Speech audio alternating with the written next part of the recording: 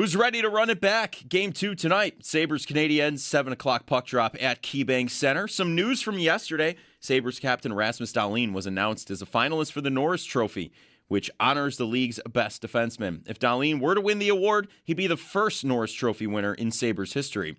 The other 2 finalists are Cale Makar with Colorado and Zach Werenski with Columbus.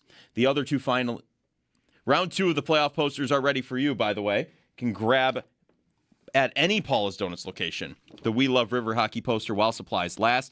Hang it with pride at home, work, or take it with you to the game or watch parties. A ton at the Plaza the other night at Canal Side. Paula's Donuts, made with love on Sheridan in Tonawanda, Premier Plaza in Williamsville, Southgate Plaza in West Seneca, and Seneca Street in Larkinville. Last night, Carolina goes up 3-0 in the series after a 4-1 win over Philly. They look to be approaching a sweep. The Buffalo Bills rookie minicamp getting underway. Sal Kapacio continues his State of the Bills series on our website, WGR550.com. The latest position group up is the offensive line. Around the NFL, the Vikings, they signed wide receiver Juwan Jennings, formerly of the 49ers, to a 1-year, $13 million deal. The Chiefs head coach Andy Reid said the team was afraid to do certain things with wide receiver Xavier Worthy after he suffered a shoulder injury in Week 1. NFL Network's Tom Pelissero reports that the Falcons tight end Kyle Pitts has officially signed the franchise tag. And yesterday, NFL Network's Ian Rappaport reports Aaron Rodgers is meeting with the Steelers for further discussion, quote-unquote. Catch every take, every reaction, and every big Buffalo sports moment live now on YouTube with Jeremy and Joe in the morning and Show Up with the Bulldog every afternoon. Watch your favorite WGR hosts anytime, anywhere, live on air, live on YouTube. Brought to you by Belknap Heating and Cooling. For more comfort and less ka-ching, give Belknap a ring. That's your Paddock Chevrolet Sports Update. Paddock Chevrolet with you for the extra mile since 1935. I'm Joe Cali for Western New York's Voice of the Fan, WGR.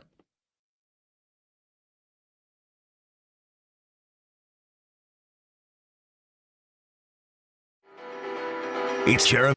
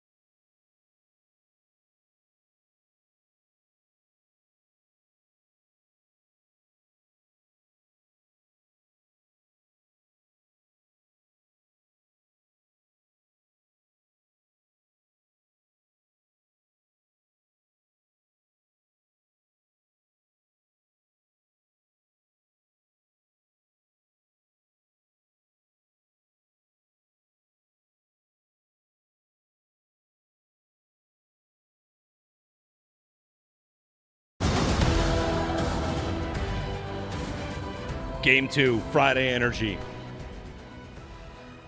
Am I the first person ever to listen to a hype video like that while drinking tea? I've got tea. It's a tea day today. Well, it's fine. I've got a coffee too, but I got tea because, you know, like when you feel a little bit like, Yeah. You got to clear it out a little yeah, bit. let's get some tea. Yeah. Tea. It's science. The voice is raspy. We're doing a lot of talking here and then a Yeah. lot of yelling. That's right. Watching or attending Sabres games. Yeah, we got 2 more games in between the next show, like on Monday. Who knows? Could be up 3-0. Could be down 2-1. You know. 8030550. Good morning, everybody. Welcome to Game 2, pregame. For the next 13 hours, we'll get you ready for this game and talk about other stuff along the way. We're going to check in with Sal. Bill's rookie camp opens up, and the schedule, we find out the NFL schedule comes out next week. So there was a small report that was actually based on the Always Game Day in Buffalo podcast with Mike North, where he suggested it could wait another. It's not going to. It's going to be next week. So we'll talk with Sal about the schedule and about rookie camp. Joe Yerdon joins us. He covers the Sabres, another Sabres voice to get in the mix. And, along the way, you know, crank through a Friday, listen to Paul Bissonnette's Buffalo Noise, see if we can get as much Joe Cali's 60 Minutes insider exposure voice as possible, and make some friends along the way. That's pretty much the plan, right? to the point, to that caller, like David yesterday, intense, ready. He's fired up. Where are you guys on that? Where is everybody on that? Are you cup crazy, or are you just right now having a good time? Ooh. I am having a good time.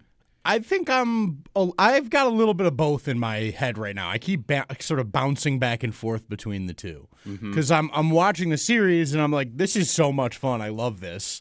And I'm just happy to be, in it and doing, this and going to the games and all of it. But then I'm also in the back of my mind going like, they got to look at this. Like Carolina's going to, if they get through Montreal, Carolina's going to be rested. But you win one more series and you're in it. And then, you're in a 7-game series for the cup if you can beat Carolina. So it is, I'm ready to see it. So I've sort of got both sort of tugging at my brain here. Yeah, I have to constantly pull myself back into the moment and say, just enjoy this because it's not guaranteed every year. But I'm feeling they could potentially make the run too, and it's exciting. But Carolina is going to be a buzzsaw if they end up with like 9 days rest, which is crazy. But yeah, I'm not thinking about Carolina's rest yet. Maybe I should. Maybe if the Sabres series goes really long, we'll think about that. But if the series ends quickly, do they still get their 9 days, or do they get like 4 days? That's the and do the Sabres get 3 days, or Yeah, if it's that close of a difference, then I don't think anybody's going to care about 6 it. days versus 3. I'm watching Carolina and Philly last night, and watching the third period, and Carolina just pulls away, and it's like, God, well, I really would have liked Philly to take a game there, so that at least the sweep isn't there to be had, and then it's This series, Montreal-Buffalo, I know Game 1 was pretty good for Buffalo, but it still, to me, feels like it's going to be a long series, and I just don't get that sense with the Carolina series at all. I put a Twitter poll up about, are you cup crazy or having a good time? I wonder if without the context of just, what the difference in those things is, how that Twitter poll will go. Yeah. So, give us a call on that, too, 803-0550. Like, that guy who called, he's not just having a good time. He is having a good time. But he's also cup crazy. It's our time. I'm on Carolina. Don't tell Gary Bettman this because he can't be convinced of anything. But the playoff format is, in fact, most definitely to blame for why this is happening. If you are playing a 7-game series against a far inferior team in the second round while 2 other good teams go head-to-head, that's part of the problem. In these playoffs, a 100-point and a 99-point team, both better than Philadelphia, got knocked out before Carolina played Philadelphia. Now, granted, Carolina did knock one of those teams out. Anyway, it's another flaw in the playoff formula. And maybe Carolina loses Game 4 and they get a gentleman's sweep. They go back to Carolina. They win it in 5. It'd be nice. But we're still at Carolina and Colorado have not yet lost a playoff game. So, that's a testament to them. But I am not – it's not like I'm not thinking about the Cup. Every once in a while I'll think about it. I'll think about the parade. I'll think about what it would be like to be in the building for a Stanley Cup final game, which the previous generation of Sabres fans, maybe a lot of you, maybe not a lot of you, but you would have seen it, right? The 70s, the 90s, and now we're waiting. And to get to, the final act, the final stage in franchise history, it's happened a couple times, and for it to happen a third time would be amazing. They will be, of course, underdogs against Carolina. They'd be underdogs against Colorado. So maybe that's a part of it. I don't know. They won their division, and if you just look at the standings, they finished 4 points behind Carolina. 4 is not a big number. No. And if they got off to a faster start on the season, they could have had more points than Carolina. They have more regulation wins than Carolina, I mean, here are the Hurricanes with 9 overtime wins. The Sabres had 3. If the Sabres are a better 3-on-3 overtime team, they're the 1 seed instead of Carolina being the 1 seed overall. So, I don't know. I'm thinking about this series. I'm not trying to get too far ahead. And I am firmly in the I'm having a good time. I am not cup crazy yet. And there might be like Bills comparisons here, right? Mm-hmm. If you're talking about the Bills season and it's week 12 and they're 11-1, Are you Super Bowl focused or having a good time? A lot of people are just Super Bowl focused. Yes, we're having a good time, but it's almost there's a big element of none of this matters unless we get to the Super Bowl. None of this this is cool. Great. Congratulations. Oh, you beat the Chiefs in the regular season again? Amazing. Great. Not impressed. You have to go to the final stage to get any sort of recognition for taking a step you haven't taken before. And for the Sabres, if they win this series, they're going to go farther than the Leafs have gone since when? The 90s? 90s, yeah. They lost the conference final to Carolina in the 2000s. Anyway. Yeah. I totally can understand not wanting to get ahead of yourself and think too much about what could happen after this because you want to cherish what's happening now. But I think as fans, you can kind of have both conversations in your mind at once. And so I'm definitely doing a little bit of looking ahead and okay, what does this look like? What's the path look like? What are the chances, really? Truly, honestly asking myself, is this realistic to think about? And I think, yes, it is. They're in the second round. They're up 1-0. They look great. And, Carolina's a buzzsaw, but they have got historic issues in the conference final. So, I'm thinking a little bit about it, but really my mind is set on Montreal tonight. That is your forefront right now, and it should be. How much is the historic issue Carolina's had in the conference final, the playoff format? It could they be get to the conference final, and they finally play a good team. Right. That's the Atlantic has long been where the team comes from, where the Stanley Cup representative comes from. It comes from Florida, Florida. Tampa. Well, Montreal did make it once in the COVID year. They did. But Florida, Tampa, Boston for a little while there. Yep. This division has been far better than the Metro, and that's a big part of it. For sure. So 803-0550 and 1-888-550-2550. Let us know how you're feeling, how you're vibing about tonight. And I guess another way to ask this question about how you're feeling about it is, how should Montreal feel? Is Montreal having a good time? It's their second year in, and they're in the second round, which last year they made it and lost in the first round. Their second year in, they're in the second round, and they're just now 1-0. Shouldn't Montreal be living about the same life, thinking, hey, get through this series, and why can't they beat Carolina, right? Yeah. Why can't this team do better? So I see the two teams as very, very similar in terms of their timeline as contenders, in terms of their current status as really, really good teams. I find Montreal and Buffalo to be very comparable in pretty much every way. Yeah. But skill level, everything about them, I think is really pretty similar. So I would expect that their fan base is in a very similar spot. All right, maybe they feel a little more of, well, who's Buffalo? We're Montreal. I think there's always going to be a little bit of that with a team like the Canadiens that are so historic and so great, that have more recent success. Like we mentioned, they've been to the Cup final much more recently than the Sabres have. And so they might be drawing a little bit of we got to be able to beat Buffalo. It was only a COVID Cup, though. Other than that, it was right. 93? Yeah, Has it been that long? Maybe right. Yeah, they won the Canada division. Right. Correct. They came out of it. They lost. They came out of the division where no teams ever win the Cup. Correct. Do respect Canada. We love you, Canada. Sorry, everybody. It was just a factual statement that I did not say in order to drive anybody crazy.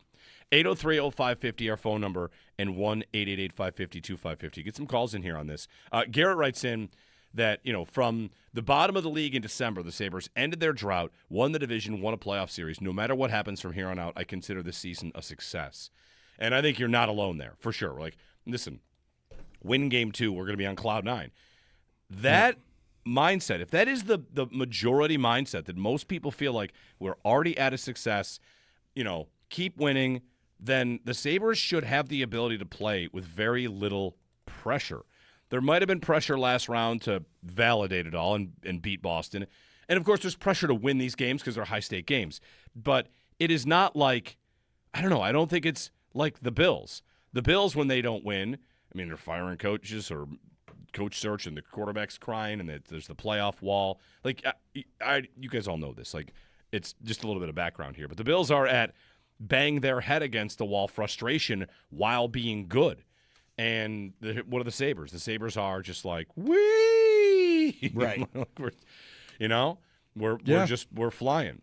So, Robert writes in, looking forward to tonight, Game 2 watch party and a stag, too. Nice. Watch party and a stag tonight. That's a good time. Not bad. We'll get some calls in. 803-0550, 1-888-550-2550.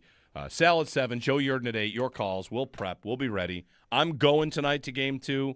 I'm excited. I'm bringing a friend from out of town that comes up and goes to Sabres games with me every once in a while. The first Sabres game he ever came to was when Joe Thornton just got traded to the Sharks, and the Sharks buried the Sabres that night. Ooh. But it's fine. He's not a jinx. He's been to other games. Yeah. He's coming to town. If they lose, I'll let you know his phone number. Rich in Lakeview. Hey, Rich. Hey, good morning. Once again, before I get started, Buffalo Sabres proving that Shoresy is a documentary and not a comedy show with Greenway and Benson. I'll tell you, every other teacher in Western New York will tell you that moment encapsulates what it's like to teach in a modern high school. I love the way these guys are having it a little bit lighter affair or showing exactly who they really are. But what I enjoyed most about the Wednesday's game, besides the win, we're seeing this team mature, and which is ironic after saying that, in real time because they look like a team who knows they have to win 4 games and not just 1. And I love the pacing throughout the game. Statistically, Montreal ought to feel pretty good. All the basic metrics, 2/3 of them look like in Montreal's favor. But then Montreal escaped Game 7 where, they only got 9 or 10 shots. That's good. But that being said, do we ask what's wrong with Tage? An egregious giveaway. He just doesn't look right. I don't know if that egregious giveaway. Let me real quick on that egregious giveaway because I was at the game 1. I did not see it sometimes in the arena you really want a replay and it takes you to the next day to get one. Was that an egregious giveaway or did the puck hit a slow spot on the ice like Volchenkov in Game 1 against the Bruins? It looked like he thought the puck was just going to move and it stopped. Yeah. I understand you're responsible, but the whole thing looked very odd to me. It got caught. It sometimes that can happen, especially on wet ice or even just snowy ice late in a period. You'll hit a sort of a patch of a lot of snow or water, and the puck will die. Yeah, and that's the thing that coaches will warn you early in the period. Make sure you have your puck on the stick. Do not push it up and think that you're going to be able to take your eye off it. Make sure you're aware of where that puck Not trying is. to fully excuse it, but it was not like some sort of ill-advised pass through people that he shouldn't have made. It was puck just comes off his stick. Right. It wasn't stick check. It just lost it. So, I don't know. That play to me doesn't look like there's a problem with Tage. I'll bet him to score tonight. I think he's been fine. I think he has been dangerous and just not quite finishing. It gets tighter, and that's a guy that's got a lot of experience scoring a lot of goals in the regular season, and that's awesome. But it does that space gets shrunk by 20% in the playoffs, and so I think there's a little bit of him figuring that out right now, and I trust him to do it. My old man asked me the same thing last night. Do you think Tage is hurt? And I have not once really thought that about him. I've really, for the most part, liked his game. I think he's getting good chances. He's creating some good looks. And, maybe he isn't skating quite as fast or burnery as I maybe have come to expect from him this season. Don't you want to give that more games in this series to see that as opposed to last series? Exactly. I don't want to make that assumption now, but after watching 6 games against Boston and 1 in Montreal. I want to see how he looks tonight. If he is tonight noticeably kind of average, then maybe I'll start having a few questions because it has been a while for him. I mean, it's Game 1. It's the last time he scored. Yeah. So it's about time for him to get out there and pot one. Well, and I'm sure he's feeling that. Yeah, so Rich mentioned some of the advanced numbers. In Game 1 against Montreal, the shot share was even when he's on the ice. The scoring chances even. High danger 2-1, but Montreal 2-1. I don't know. I don't think you see a big indicator that there's a big problem borne out in the numbers. And No. we'll see how Game 2 goes. Also, I don't think that I wouldn't say that all the numbers in Game 1 favored Montreal. Like the shot share did, largely because the Sabres played 2 periods trying to score, and Montreal played 3 periods trying to score. Past that, shot attempts, the Sabres missed the net a bunch. And, man, Owen, the scouting report, I got to pull up whoever this was because you and I talked about this with Dobesh, and we'll see what he does tonight. But there was there was maybe a Tampa writer pointing out, yes, the Lightning, We the Thunder pod, they do a podcast on the Lightning, tweeted this yesterday, and this is everything what we just talked about going into Game 1 and then in Game 1. The Lightning pod reluctantly noting Buffalo immediately taking advantage of cross-ice passes to get past Dobish's over-aggressiveness is very frustrating. Yeah. Feeling like the Lightning didn't do that. And it's Game 1. I watched the Sabres pass it back and forth in front of him all night. Yeah. And I thought they had him beat 5-6 times. That was the first 2 goals. Both Benson assists were east-west low passes. Great assists. Unbelievable plays. I mean, that is the NHL. There are ways that goals are scored commonly and not. And the absolute most common way that you can beat a goaltender is a low east-to-west pass. Like the blueprint is that Benson and McLeod goal. It's just it's no shot for the goalie. Even a super hyper aggressive guy like Dobesh does not have enough time to get over on a chance that's that close to them traveling that far. It's just biomechanically you can't get there. The one goal, the McLeod goal, if you watch that again in super slow-mo, go watch it right now because I think you'll enjoy it, especially you as a former goalie. You can see Dobish looking back, and the slow-mo is he's moving this left leg like, oh, dear God. Oh, boy. Yep. I cannot get over there. And you see him kind of lean forward and kick that back leg out because he knows all I can hope to do is get the very bottom of the net. It's like a karate kick, this thing. He's out of his hip. And a side kick from, that is incredible athleticism from him to even get that much over there. Yeah. That's what I'm talking about, that he can get even just a piece of something over on almost any chance because he's an elite athlete. But he's not Superman. So he's not going to be able to get there on that play. It's just too hard of a play. So, those plays are at the absolute top of the list for what you want to be doing in the offensive to that point, you'd love to do that to every goalie. Of course. I can think, of course, if you go back to the Sabres and Senators 05-06 when they beat Ray Emery, what they do? They went side to side the whole day. Yep. They carried it across, not just pass, they carried it across his crease. They would go back and forth and make him move. So I guess my question to you is this. How come you can do that to some goalies and not to others? Is it about how aggressive they are? Yeah, okay. A lot of guys like Lyon, I think if you just by comparison, plays a lot deeper and a lot more sort of in his frame of his net. And that allows him, if you think about the path you have to take. So Dobesh is sort of far out in almost white ice. Like Colton Chaos? The difference between moving from there and getting back to your post is vastly different than moving from 6 inches inside your crease. Right. It's a much smaller distance to travel, right? And it allows you to find the puck earlier and go all right, I can get over top of this. This is geometry. So it's exactly what it is. It's geometry and it's angles and math and all that. It's all goes into goaltending, as crazy as that sounds, but it is real stuff that goaltenders are thinking about. How aggressive can I get in terms of challenging a shooter while not taking myself completely out of a play across the ice? Because the more ice you take on a shooter, the more distance you've got to travel to get to the backside. So it's a sort of give and take relationship. And Dobish is on I'm going to take a lot and give up some on that backside. And a guy like Lyon or Hellebuck is another guy that plays really deep in his net and just sort of lets the game come to them. It's a very different style of goaltending. 803-0550, our phone number. If you're on hold, Tony, stick with us. We'll get to your call.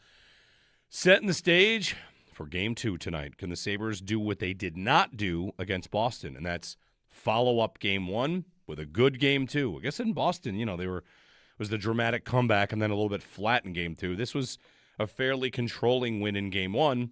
Good goaltending, capitalizing on chances. What will Game 2 offer? We'll find out tonight. And we'll talk with you along the way. 803-0550 and 1-888-550 888-252-2550 to join us. Again, Joe Yerdon coming up at 8 o'clock on the Sabres, and at 7 o'clock we'll get to Sal and the schedule release and his State of the Bills, which is going to, of course, include the offensive line. That's his latest piece on the offensive line. So State of the Bills coming up at 7 o'clock. Notice a rattle in your ducts or a rise in your heating and cooling bills? If you do, give Belknap a ring. With 0% financing, the cost of upgrading to a high-efficiency dual-fuel heating system is a breeze. Learn more at belknapheating.com. That's belknapheating.com. Go green. Save energy and money with Belknap. Schedule a free estimate on your new installation. Give Belknap a ring at 688-1728. For more comfort and less ka-ching, give Belknap a ring.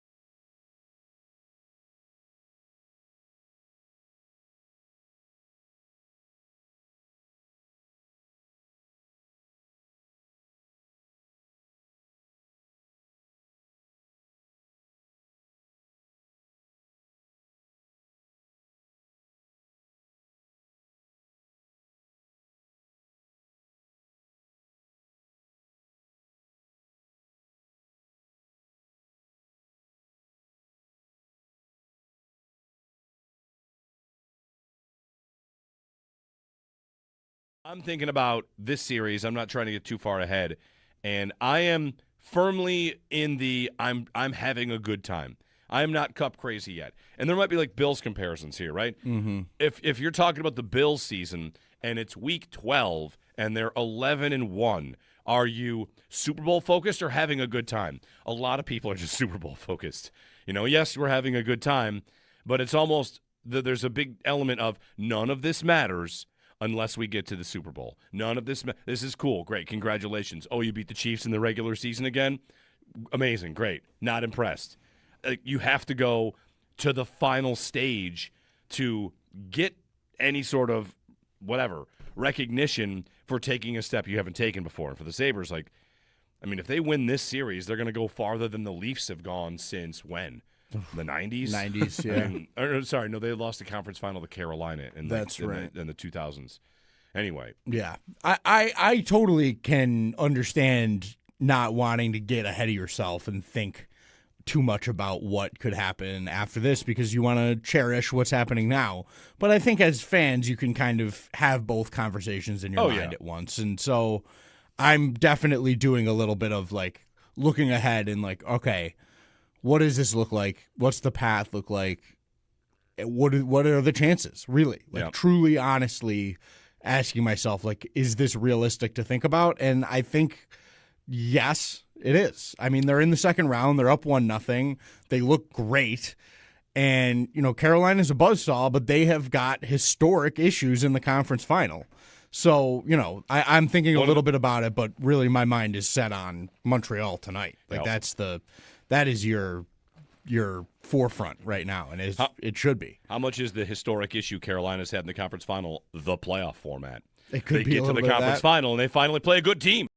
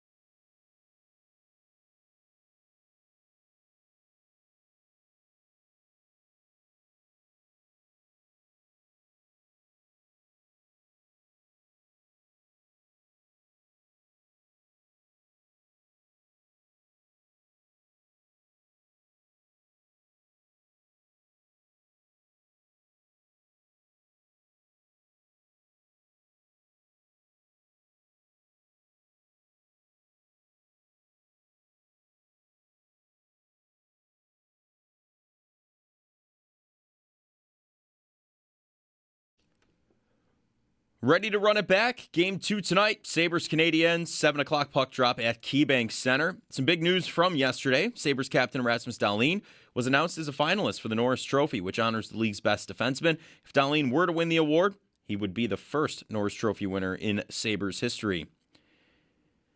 Round 2 playoff posters are here for you. You can stop by any Paula's Donuts location and grab the We Love River Hockey edition while supplies last. You can hang it with pride at home, work, or take it with you to the game or watch party. Paula's Donuts, made with love, on Sheridan in Tonawanda, in the Premier Plaza in Williamsville, Southgate Plaza in West Seneca, and Seneca Street in Larkinville. A ton of these at the party in the plaza the other night. And last night, around the playoffs, Carolina beat Philly 4-1 to go up 3-0 in the series.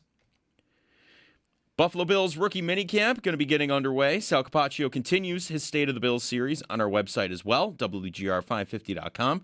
The latest position group up is the offensive line. And around the NFL, Vikings, they've signed wide receiver Juwan Jennings, formerly of the 49ers, to a one-year, $13 million deal. Chiefs head coach Andy Reid said the team was afraid to do certain things with wide receiver Xavier Worthy after he suffered that shoulder injury in Week 1. NFL Network's Tom Pelissero reports that Falcons tight end Kyle Pitts has officially signed the franchise tag. And yesterday, NFL Network's Ian Rappaport reported Aaron Rodgers is meeting with the Steelers for, quote, further discussion. You can catch every take, every reaction, and every big Buffalo sports moment live now on YouTube with Jeremy and Joe in the morning and Show Up on the Bulldog every afternoon. Watch your favorite WGR hosts anytime, anywhere, live on air, live on YouTube. Brought to you by Belknap Heating and Cooling. For more comfort and less ka-ching, give Belknap a ring. That's your Paddock Chevrolet Sports Headlines. Paddock Chevrolet, with you for the extra mile since 1935. I'm Joe Cali for Western New York's Voice of the Fan, WGR.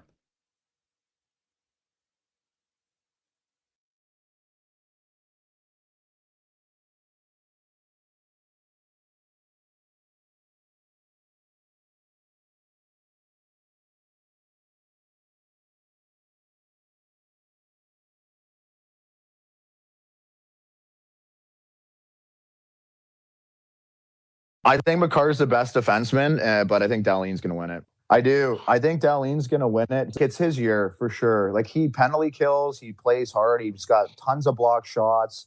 He's kind of a complete defenseman. Like, look at the jump that their team made. Like, the fact that Werenski's team didn't make the playoffs, that will hurt him in the voters' opinions. Kevin Bieksa on the Norris Trophy. Rasmus Dalene, a finalist with Cale Makar and Zach Werenski. Yesterday, we guessed it would be Makar, Hughes, and one other. Yeah. And it's Makar, Werenski, and Dalene. Yep. So top three. Good to see him on the list. It's really it's well earned, and it's a really, really cool thing. First guy since Schofield. Jim Schoenfeld too. Yeah, Schoenfeld. Yeah. And did you notice Bieksa correcting his penalty kill point? Remember when that blew up in his face when he was talking about Makar the first time this came up with Friedman and Pronger? I do not remember. Bieksa's point was, well, he doesn't kill. Makar kills. Yeah. Talking about Dalene, and then in that clip there, he's like, he penalty kills, so, Nice. Bieksa might have got somebody in his ear saying, you might want to make sure you mention that he does, in fact, kill penalties. The big news on Dalene, of course, he's a finalist for the Norris Trophy, but also he says he's not injured. Yes. Maybe he's hurt, but not injured. Mm-hmm. He took a shot. Like, I went back and watched the replay of the shot that hit him. Good news, it wasn't exactly the hardest shot.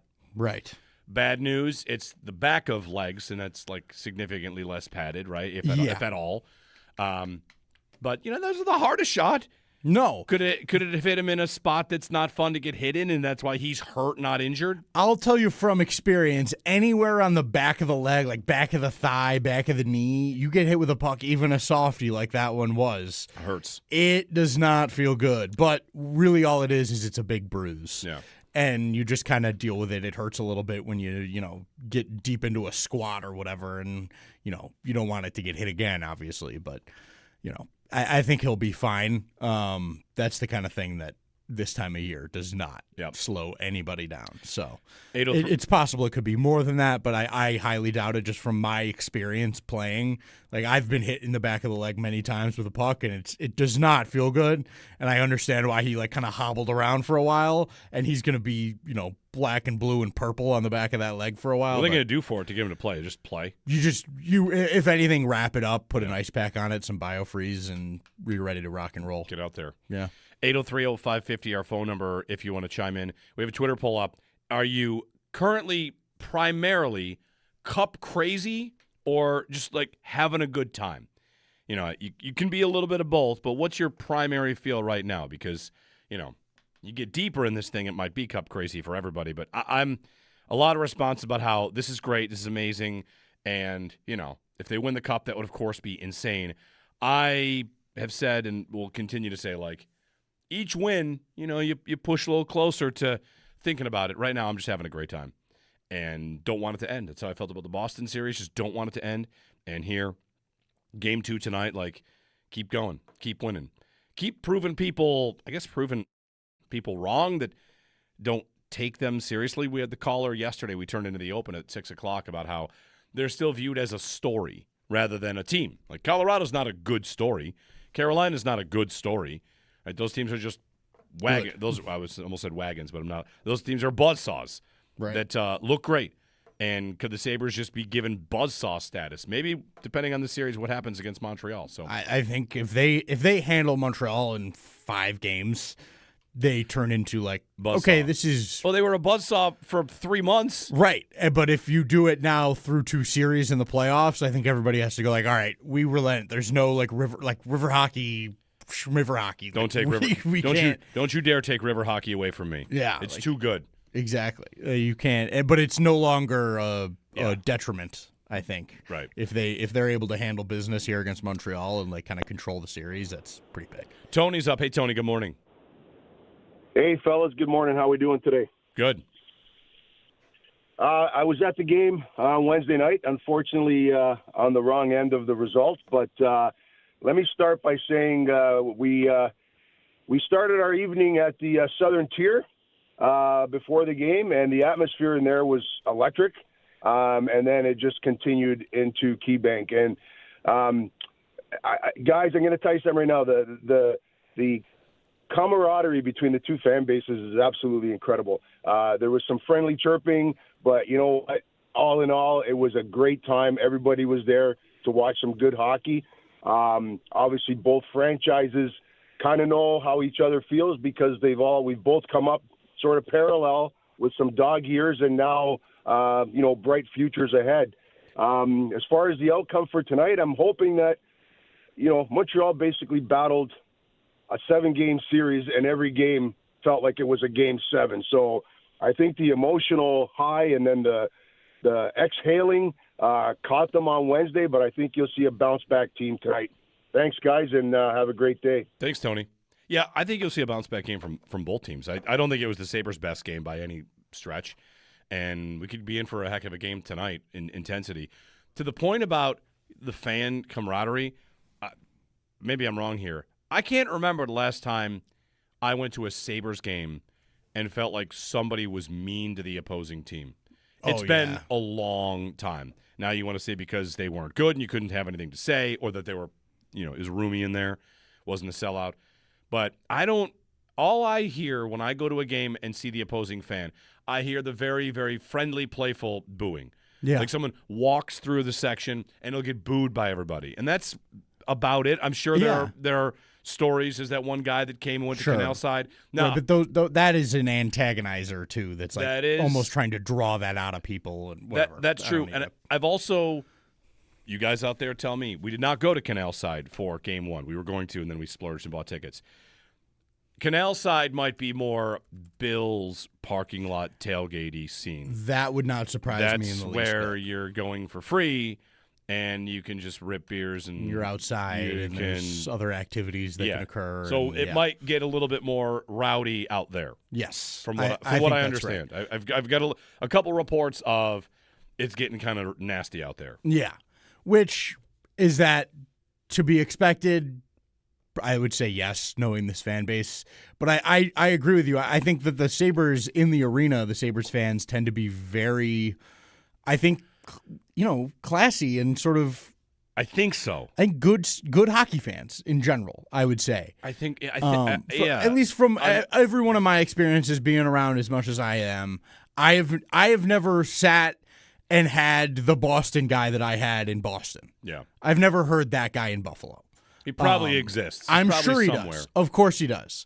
But I think it's probably less common than, say, Boston. Yeah. And so I think there's a sort of mutual respect between Sabres fans and, mostly almost every other fan base. I think that's probably the way it should be. I think the sort of jovial booze up the aisle is exactly appropriate. And, you cheer your team on when they score and, whatever. That's how it should be. So, keep it classy and do your thing. I don't really have that much concern about Sabre fans being inconsiderate or too harsh to, visiting parties. 803-0550, our number. The forecast for tonight supposed to be 50, upper 40s by the time we get to game time. The high today is 55, and that's around like 447. So if you're going to Canal Side or you're going, whatever, out to the arena, looks like it'll be a reasonably nice day, not quite yet warm.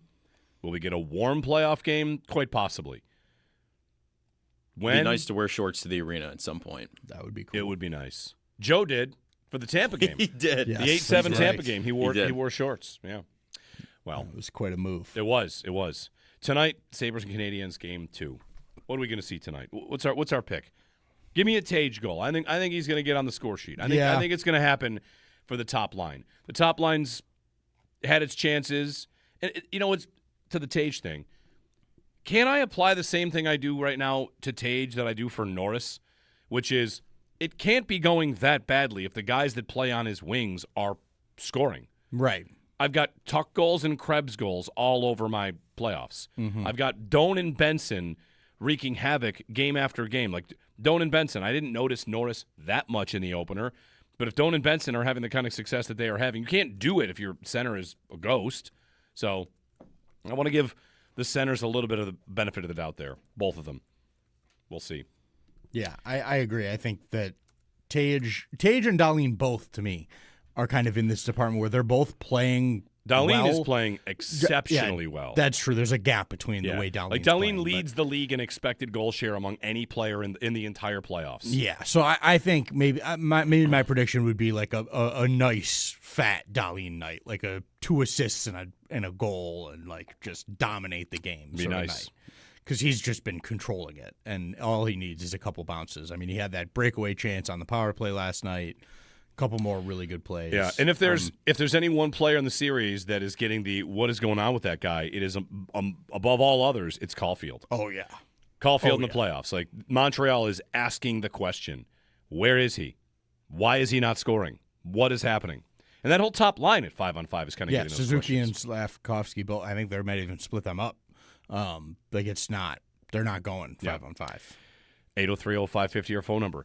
Got a little drum banger rumor I've heard, and because of that rumor, I'm making a waiver move on the drum banger draft. And a former Sabre openly talking about it. Is that what we have the clip of? Or I mean, like, Oh, yeah. Well, we can have that on the other side. we'll do all that. We'll talk with Sal. Maybe have some fun speculating about the football schedule because that's coming out in less than a week.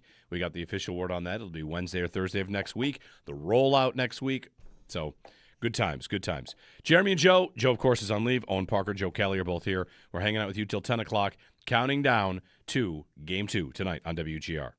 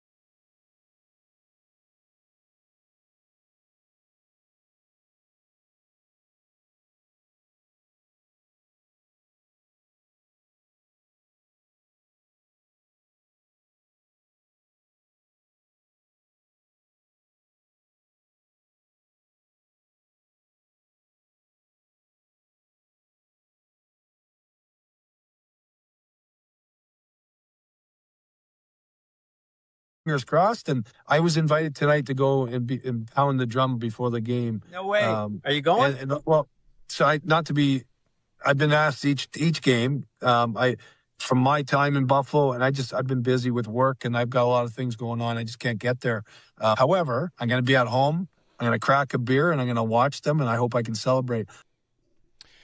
Brad May revealing he's been asked but has turned it down. You should lose points. Joe DiBiase, Brad May's on his team. Due respect to Brad May, he's busy. That's fine for him. But that's not okay for Joe. Joe should lose points in our Drum Banger Fantasy League. No? I don't disagree. You've declined. He's busy. I want to make a waiver move. I'm dropping Derek Plant. I'm picking up Derek Roy. Okay. Ooh. I like that. Somebody tweeted at me. I don't have insider information. The chat is all over me saying, like, oh, yeah, he's going back to his sources. Someone tweeted at me that there's a rumor that it's going to be Ryan Miller or Derek Roy. It might have been the After the Whistle podcast. I don't know. John wrote into me and said he heard a conversation, a former teammate that spoke in movie quotes. That could be Derek Roy, could be Ryan Miller. I'm dropping Derek Plant for Derek Roy. There you go. At the end of the regular season once, I remember seeing him in there. He did do it. He did. Did they win the game? I don't remember. I don't know if the Sabres are keeping those stats, but we all know that Josh Allen will not return to bang the drum, if nothing else because I feel like Josh would be too superstitious to do it. I think that might be He banged it and they lost in game 2. Yeah. He might want to be like, I don't want anybody mad at me. Yeah. I'm feeling like I could nab another point here tonight. I'm not going to lie to you. I know that tweet's out there, but after the nomination, the finalist, and all of that for the Norris, I think Dalene's fiance might not be a bad move. Yeah. She posted something on Instagram yesterday. It was super powerful. Yeah, make it was you, awesome. make you, It's life really stuff. awesome. Life, I know. Life stuff. Man, And what a guy Dalene is. it really, I mean, yeah, It's unbelievable. The two of them together, and like it transcends sports, and it makes you, you're looking for reasons to be proud of your favorite athletes and the guys that are on your team, and for the two of them together, like not to say it's only him that did that, the two of them getting through what they got through together, but yeah, like what she said about him to be a Norris finalist, and really, really powerful, really incredible. So that would be great. It would be great. Mm-hmm. Game 2 tonight, Sabres and Canadiens. Carolina is up 3-0 on Philadelphia. Who could have predicted? Who could have seen it coming? It's fine. It's fine. What else happened around the sports world? We got Paul Bissonnette making Buffalo sounds. Tonight's game is another TNT game, right? I believe so. All right. Get the crew back on. Montreal, I get the sense that Montreal, they don't think Game 1 was a fluke, the Montreal fan base. The tweets I saw, there's very much of a, all right, that happened. I don't think they look at it as any sort of indicator of a doomed fate. And I'm inclined to agree that I don't think that they have some sort of doomed fate. If the Sabres manage to clean up their part of things and continue to win at 5-on-5, that's a different conversation. Like 2 games in, leaning on them, more physical, Doan and Benson doing the thing they do. I think it could be a different conversation after tonight. We'll see. Go Sabres. Sal Kapacio on the other side. We got a lot of the Bills rookies have signed their rookie deals. We're going to talk about the schedule release, which comes out next week, and Sal's state of the team breakdown continues. Offensive line is up, and there are some interesting conversations and timelines to talk about with regard to the offensive line. So we'll mix in some football coming up with Sal. Joe Yerdon on the Sabres in Montreal at 8 o'clock here on WGR. Lightning pod reluctantly noting Buffalo immediately taking advantage of cross ice passes to get past Dobish's over-aggressiveness is very frustrating. Yeah. Feeling like the Lightning didn't do that. And it's game 1. I watched the Sabres pass it back and forth in front of him all night. Yeah. And he was, I thought they had him beat, 5-6 times. That was the first 2 goals. Both Benson assists were east-west low assists. passes. Great assists. Unbelievable plays. that is the NHL. There are ways that goals are scored commonly and not. And the absolute most common way that you can beat a goaltender is a low east to west pass. Like the blueprint is that Benson and McLeod goal. It's just like it's no shot for the goalie. Even a super hyper aggressive guy like Dobesh does not have enough time to get over on a chance that's that close to them traveling that far. It's just biomechanically you can't get there. The one goal, the McLeod goal, if you watch that again in super slow-mo, go watch it right now because I think you'll enjoy it, especially you as a former goalie. You can see Dobish looking back, and the slow-mo is he's moving this left leg like, oh, dear God. Oh, boy. Yep. I cannot get over there. And you see him kind of lean forward and like kick that back leg out because he knows all I can hope to do is get the very bottom of the net. It's like a karate kick, this thing. He's like out of his hip. And a side kick from, that is incredible athleticism from him to even get that much over there. Yeah. That's what I'm talking about, that like he can get even just a piece of something over on almost any chance because he's an elite athlete. But he's not Superman, so he's not going to be able to get there on that play. It's just too hard of a play. So yeah, those plays are like at the absolute top of the list for what you want to be doing in the offensive to zone. that point, you'd love to do that to every goalie. Of and course. I can think, of course, like if you go back to the Sabres and Senators 05-06 when they beat Ray Emery, what they do? They went side to side the whole day. Yep. They carried it across, not just pass, they carried it across his crease. They would go back and forth and make him move. So I guess my question to you is this. How come you can do that to some goalies and not to others? Is it about how aggressive they are? Yeah, okay. A lot of guys like Lyon, I think if you like just by comparison, plays a lot deeper and a lot more sort of in his frame of his net. And that allows him, if you think about the path you have to take. So Dobish is sort of far out in almost white ice. Like Colton Chaos? The difference between moving from there and getting back to your post is vastly different than moving from 6 inches inside your crease. Right. It's a much smaller distance to travel, right? And it allows you to find the puck earlier and go like, all right, I can get over top of this. This is geometry. So it's exactly what it is. It's geometry and it's angles and math and all that. Like it's all goes into goaltending, as crazy as that sounds, but it is real stuff that goaltenders are thinking about. How aggressive can I get in terms of challenging a shooter while not taking myself completely out of a play across the ice? Because the more ice you take on a shooter, the more distance you've got to travel to get to the backside. So it's a sort of give and take relationship, and Dobish is on the I'm going to take a lot and give up some on that backside. And a guy like Lyon or Hellebuck is another guy that plays really deep in his net and just sort of lets the game come to them. It's a very different style of goaltending.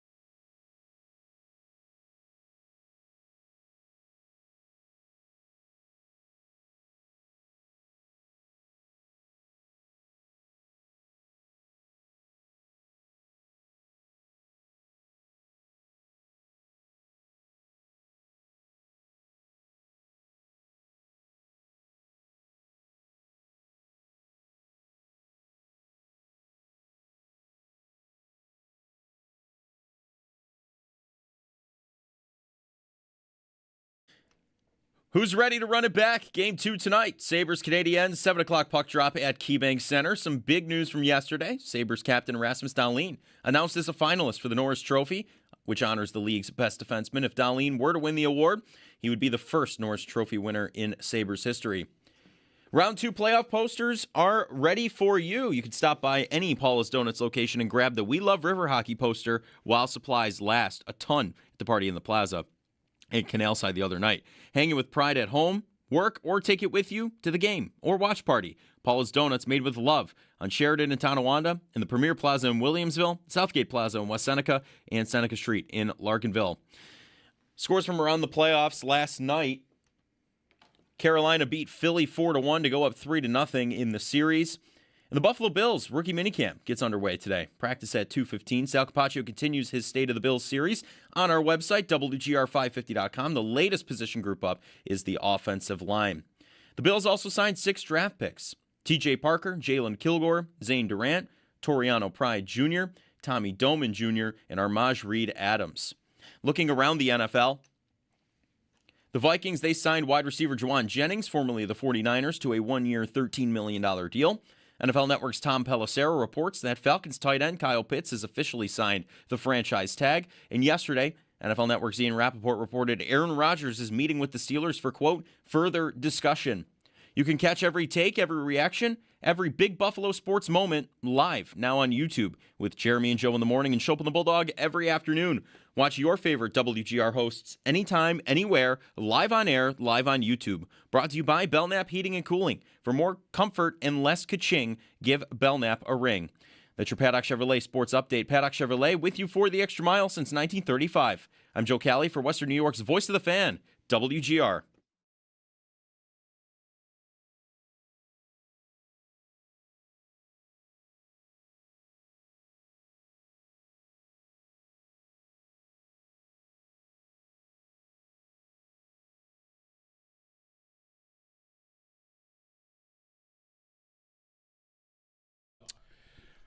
Hey everybody, happy Friday. Jeremy and Joe. Joe's out on leave. Sabres and Canadiens, Game 2 tonight. Of course, you can hear it here on WGR. Turn on the television, turn up the radio for Dan and Rob's call. Mr. Sal Kapacio joins me on the Western Hotline. We'll get to our Bill stuff. Of course, just kind of revel in this Sabres experience. Sal, good morning. Good morning. Good morning. My apologies. My voice a little recovering. I was at an event last night doing a live auction, and I was the MC for it. I was wondering, have you ever done that before, I have. Jeremy? I have done a live auction, yes. Yeah. They're amazing. It's not that hard. I've done a few of them. I've been asked, and I've done several for different events around Western New York, and because I've done one, another person asked, and they're great. But, man, I'll tell you, I said to somebody last night, I do like 4 items, and it's like more than doing a 2-hour radio show, basically. One thing about it, like, it's not that you don't have to go as fast as the guys that are like at, they're raffling off cattle. The hardest thing about doing a live auction is remembering the bids. You're like, yes, you're right about that. You're right. What I've done, I'm like, I'm sorry, what was your number again? Like, it's so funny you say that. I did the same thing last night. Wait a minute. Yeah. I said, wait a minute. I think you're at 600, right? Yeah, we're looking for 650 now. That's right. It's tough. Sal, I forgot to. I meant to request Joe Cali play the helicopter open that Sal's everywhere because you're at all these hockey games, huh? You're finding your way in. Yeah, I've gone to. I've been to every home game so far. I won't be there tonight, and I won't be at any of the upcoming for this week for anything because tomorrow is the Buffalo Football Legends cruise that I'm a part of. Nice. And I'll be taking off. And how little did we know, right? With myself and Steve Tasker and Thurman Thomas and Fred Jaskin and Doug Flutie and a whole bunch of, Buffalo fans. Now we have to have Sabres watch parties on this ship. But to answer your question, yes, I have been to every one of these games in some capacity with different friends of mine. People want to go to the game. I've had the ability to, get a ticket. And I've kind of different spots with different people. Friends of mine, I think I've gone twice with the same person, and I've taken Max to 2 different games, and it's been awesome. Yeah, it's been super fun. I have a Twitter pull up. I wonder what you think about this. Are you Cup crazy primarily? Are you Cup crazy, like thinking about the Stanley Cup, or simply right now having a good time with it? Much more the latter, having a good time, not thinking about the Cup. I'll just give you a peek into my own personal life. I'm like this, which is like my wife will get very excited about when we're going on vacation. Like, are you getting excited? We're leaving in 5 days. I'm like, nope, I can't get excited till the night before because everything has to happen first that needs to happen. I can't get there. So it's the same thing in sports for me. Like, I can't think about the end. I got to think about what's coming up next. And I think about what if they win? What if they lose? How does it look? How does it sound on the radio? All that kind of stuff. So I don't allow myself to get there, but it's kind of just natural for me in life. Like this cruise, this ship, this vacation I'm going on is amazing. I have not at all, like later today, finally, I'll kind of start thinking about, what we're doing on it, to be honest with you. Yeah. You leave tomorrow. So like you're finally, tomorrow morning. Yeah. You made it this far. Yeah. I find myself like, I know maybe it's the same for the Bills in the Super Bowl. Maybe not. Like when the Bills enter the playoffs, a lot of fans are already thinking about the road and the Super Bowl and they're good enough to win it. And for the Sabres, like, could they? Sure.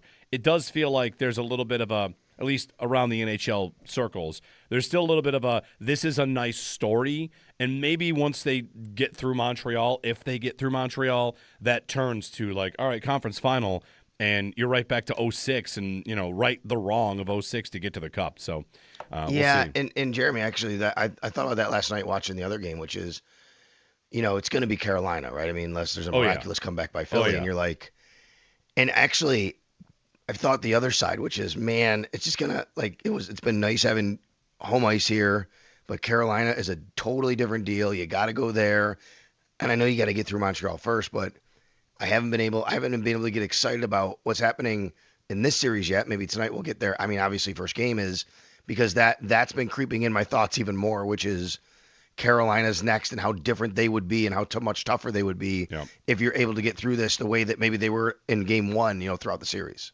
Sal Kapacio joining us on the Western Hotline. Talking a little about the hockey team, but also Sal's series continues about the state of the Bills roster. We're going to get to the offensive line. Before we do that, Sal, a follow-up. We found out yesterday the NFL sent out an email blast announcing the schedule will, in fact, be announced next week. So next week, Wednesday or Thursday, and some lead up to it, whether that's, like ESPN, Netflix, all the streaming partners, their announcements. But next week, it is official. Next week is schedule week. And yeah, this again.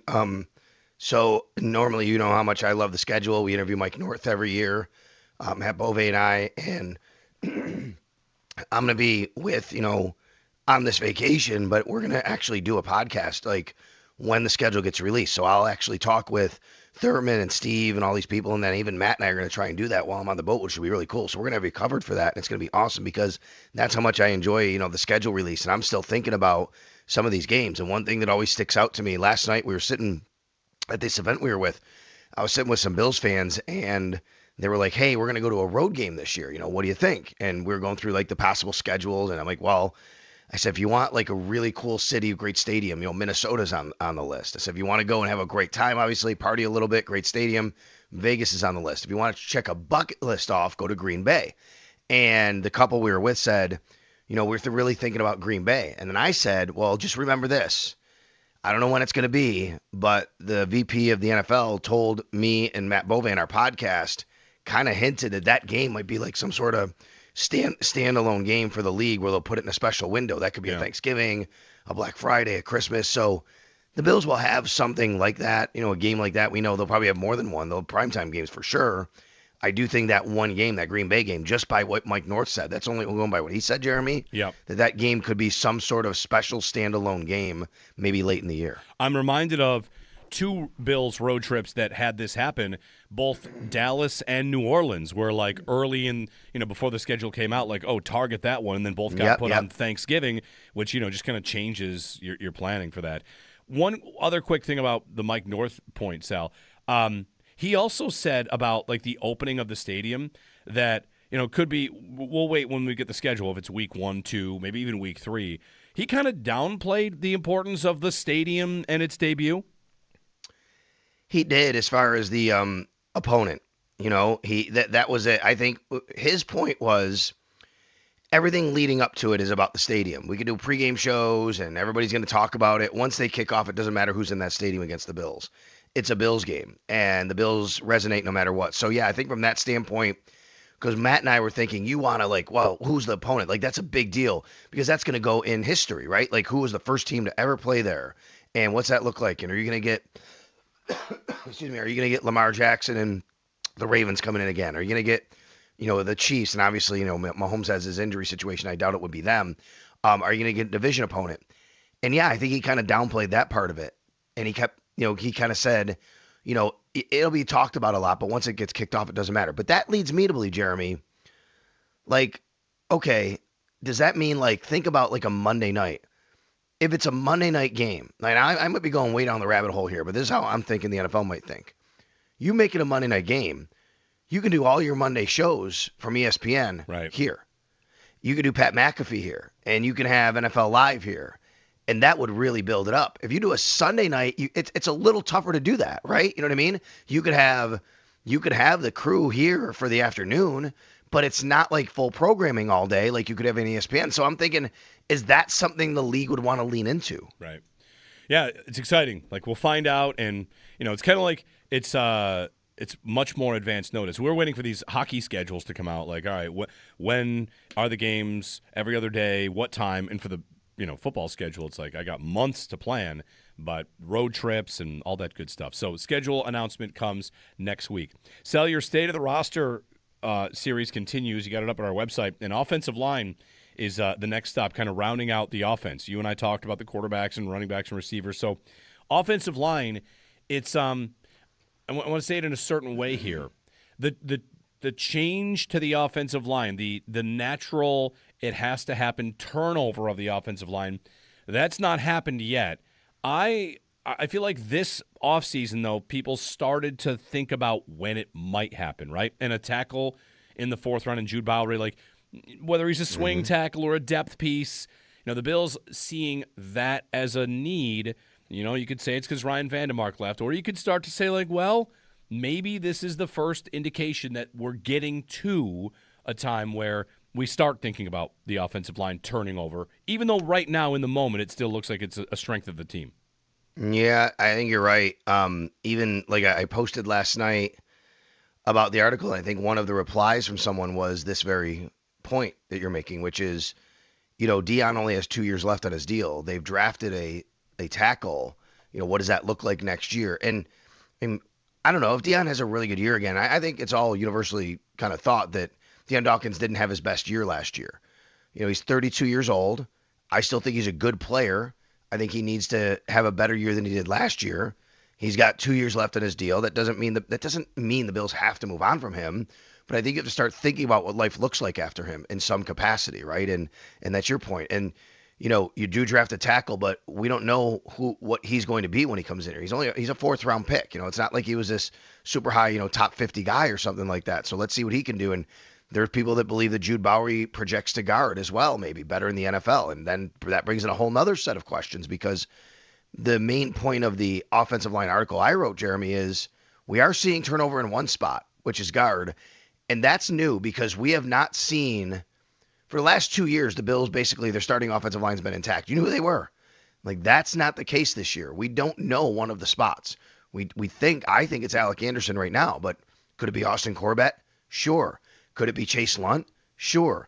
Could it be Jude Bowery? Yes. I mean, I just think that a lot is up in the air with that position, but we do know the four other starters are, they're going to be there. They're intact. That's Deion Dawkins. That's Spencer Brown.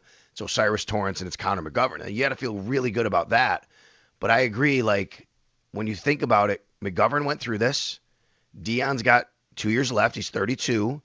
Osiris Torrance has 1 year left on his deal, and it might be really expensive to keep him. What do they think about that, Jeremy? So I do think you have to start thinking about maybe a little bit down the road. But I also think they're kind of set up for that a little bit, the way they've been developing guys. Chase Lunt, Tylan Grable, drafting Jude Bowery. I do think they have a nice group of guys behind them, even though they did lose Ryan Vandemark. Torrance will be an interesting one, Sal, because, like, last year, this time, we wondered what would happen with all the extensions, right? There were 5 guys they could have extended, and they got all 5. Was it Rousseau, Shakir, Cook, Bernard, and Benford? Yeah, 5, like, checked off 5 boxes and established a core. And, money's always going to be a little bit tight. With Torrance, we now kind of start extension watch season once we get into June, July, and even into August. That's where those 5 went. I don't know what to make of Torrance, what they'll do there, because letting David Edwards leave, that might be an indicator that this is a position that they value, but they don't want to pay. You know, I think you have to start thinking about. I think you're right, and in the regard of so many people, including me and many people in the media and fans, thought, oh, O'Cyrus Torrence he's now eligible for a contract extension. They'll probably do something this year to not risk losing him. I don't think it's a slam dunk, and it hasn't happened yet. Now, could it happen during camp? Sure, summer, no doubt. I think this could very well play out. You get to the end of the year, the Bills then have to make a decision on the same thing that went through Connor McGovern. Like, do you let him kind of test the market a little bit or get close to it, or even slap a franchise would be a lot of money, obviously, or transition tag on him or something like that. And then you have position, value. You're right, Jeremy, which is how much are you willing to pay that spot? I mean, look, they're paying – if Alec Anderson is your starting left guard, you're paying your starting left guard like $1.5 million a year. You know what I mean? It's not a lot of money. Now you could and say that's great. You could balance that out, but it just might show that's why you're not in the David Edwards market. That's why you almost weren't in the Connor McGovern market until he decided he would take a little bit less, because that interior line, and maybe it's not considered. I'm not saying the Bills say it's not a premium position, but it's certainly not, to me, what left tackle or right tackle would be for most teams in this league. Yeah, it's interesting. Like when you're a GM, as long as Brandon Beane has been a GM, you can have 3 or 4 different routes to success at a position.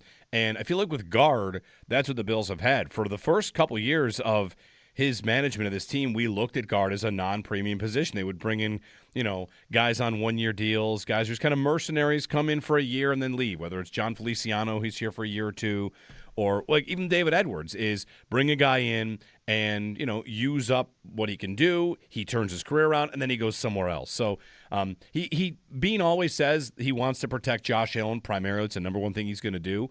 But you just might think that that's a spot that you've had success kind of saying no thanks to the big money. They pay their tackles, they pay their center. So I would think, that position just naturally has to be one that you make, prudent decisions and frugal decisions. And I do think because you have Josh Allen, that matters, right? Which is, look, there are teams in this league who have to really pay a lot for, up and down the line kind of to protect their quarterback. And it's not the Bills don't want to. Of course they do. He's also mobile. He's durable. You're not dealing with a guy here who misses time, and you have to he's fragile.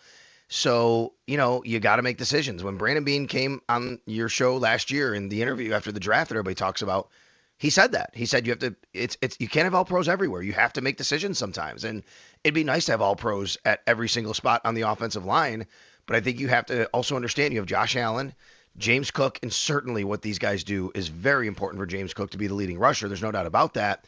But you have to kind of figure and think about the kind of offense you have, the players you have, and what becomes important.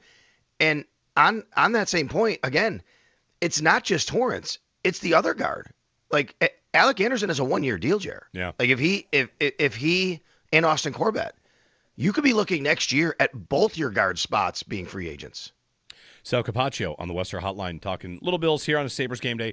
Also, Sal, the news, the Bills have signed a number of members of their draft class, which this usually ends up being like a formality because we don't get too many guys that hold out sometimes at the top of a draft. Or the second round became a problem in the last couple of years, right? Like what second rounders are supposed to get. But I believe 6 of the 9 members of the draft class have signed their deals and are good to go. Yeah, and it usually just comes down to some sort of guarantee or offset money, like if the person winds up, going to another team because they get released, like how much each side is responsible for. It generally works itself out. I think the only one who's the Bengals guy last year that was a big deal, right? That he couldn't. Shamar Stewart, was that who it was? Shamar Stewart, thank you. Yeah, I mean that was the only one last year really around the league. It's that, and it's also how far into the second round they get fully guaranteed contracts is the other thing that's happened. Because I know, pretty sure Coleman got one, and here's Parker, 35th overall. I feel like the tipping point about that has moved past the early second down a little bit. I'm not exactly sure which guys haven't signed, but not a factor for the Bills because TJ Parker has signed. That's right, and just so everybody understands the operation here, so nobody freaks out, okay? All these guys are slotted anyway. I mean, there's only so much money they can make. What Jeremy's talking about is right, which is there's some guarantees that they can get or can't get. This has never really been an issue for the Bills under this regime or under the new CBA.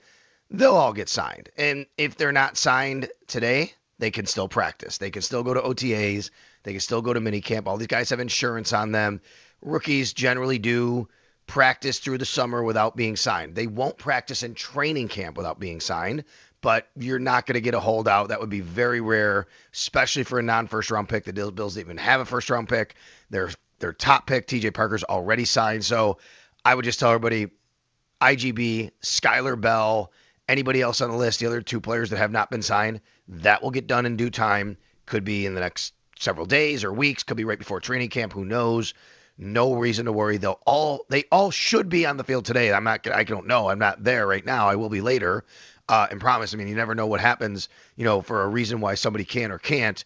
But they are allowed to practice. They should practice, and it will be rookie minicamp today. Practice at 2:15 p.m. and then we'll hear from guys afterward. Very good. Thank you, Sal. Enjoy. You're not going tonight, you said.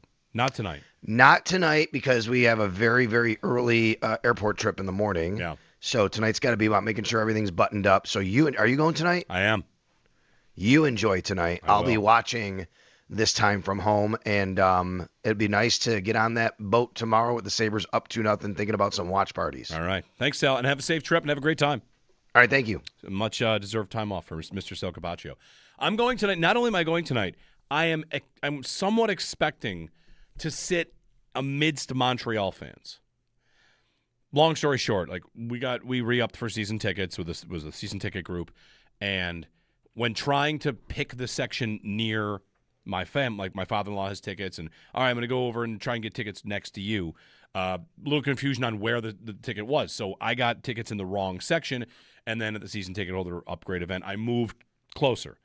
But I'm over in the shoot once end, and if there's a spot that the opposing fans get in, it's 100 level, shoot once. Because on, the season ticket chart for Sabres fans, usually it's a small premium to pay to be in shoot twice, but it's not prohibitive if you're going to make a choice between, the 14th row in the 100 level, shoot once, shoot twice. It's not a very big difference. Yeah. And I was in the 200 level. I couldn't quite see where the Montreal fans were congregated last time, but it might have been down in that end. It was in the Sabres, or in the Montreal shoot twice. Yeah, end. So it was hot and down there. It's a Friday night. Yeah. And I think the numbers of Montreal fans will climb a little bit. I agree. And I think I'll be right in the thick of Montreal. I think that makes sense because it was. I mentioned yesterday, it was pretty sparse throughout the entire crowd, aside from that area. Yeah. Right behind the Sabres net for the first and third period was a lot of red, and then there was a little group behind the Montreal bench, and those were the two sort of hot spots. Everywhere else, I would say, was 98% Sabre fans. Yeah. So I would say that you're probably going to be in the thick of it tonight. I found out this morning I'm going tonight as well, officially. So, all right. So we're all going. We'll all be in the All building. 3 of us. I'm nervous. This is the first one I've been to, so this is big stakes here for me. It's got to be a win. Your fault. Your fault if they lose. Yeah. Yeah, that would be a problem. The game 1, I went to game 2 last round. They lost, and my wife went to game 5 last round, and they lost. But we together went to game 1, so we both killed our jinx. It's not us. Yeah. It's not me. There you go. It's not me. Maybe it's Joe Kelly.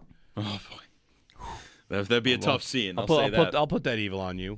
Maybe not. Joe Yerdon's going to join us coming up at 8 o'clock, talk about this series, Sabres and Canadiens. You can give us a ring at 803-0550. How about it? Are you just enjoying the ride right now, or are you really thinking about, parades and hoisting of heavy trophies? Give us a ring. I got a Twitter poll about it. The majority right now just kind of enjoying the ride. 74% having a good time. 26% cup crazy. I feel like that could change in a couple games. Just a couple. Face off tonight, 7 o'clock. You can, of course, hear the game here on WGR.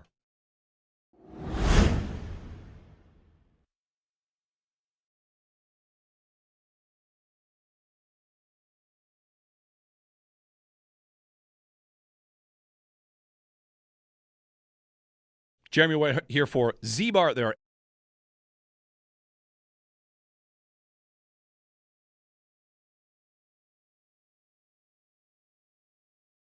I'm thinking about this series. I'm not trying to get too far ahead, and I am firmly in the I'm having a good time.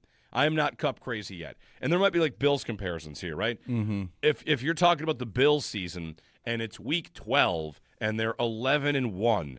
Are you Super Bowl focused or having a good time? A lot of people are just Super Bowl focused. Yes, we're having a good time, but it's almost there's a big element of none of this matters unless we get to the Super Bowl. None of this this is cool. Great. Congratulations. Oh, you beat the Chiefs in the regular season again? Amazing. Great. Not impressed.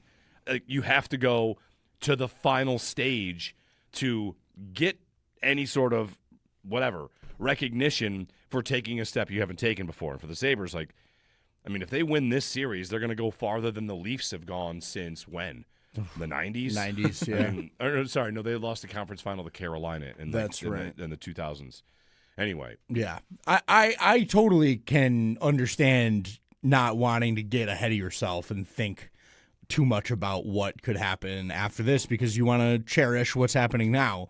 But I think as fans, you can kind of have both conversations in your mind at once. And so I'm definitely doing a little bit of looking ahead and okay, what does this look like? What's the path look like? What are the chances, really?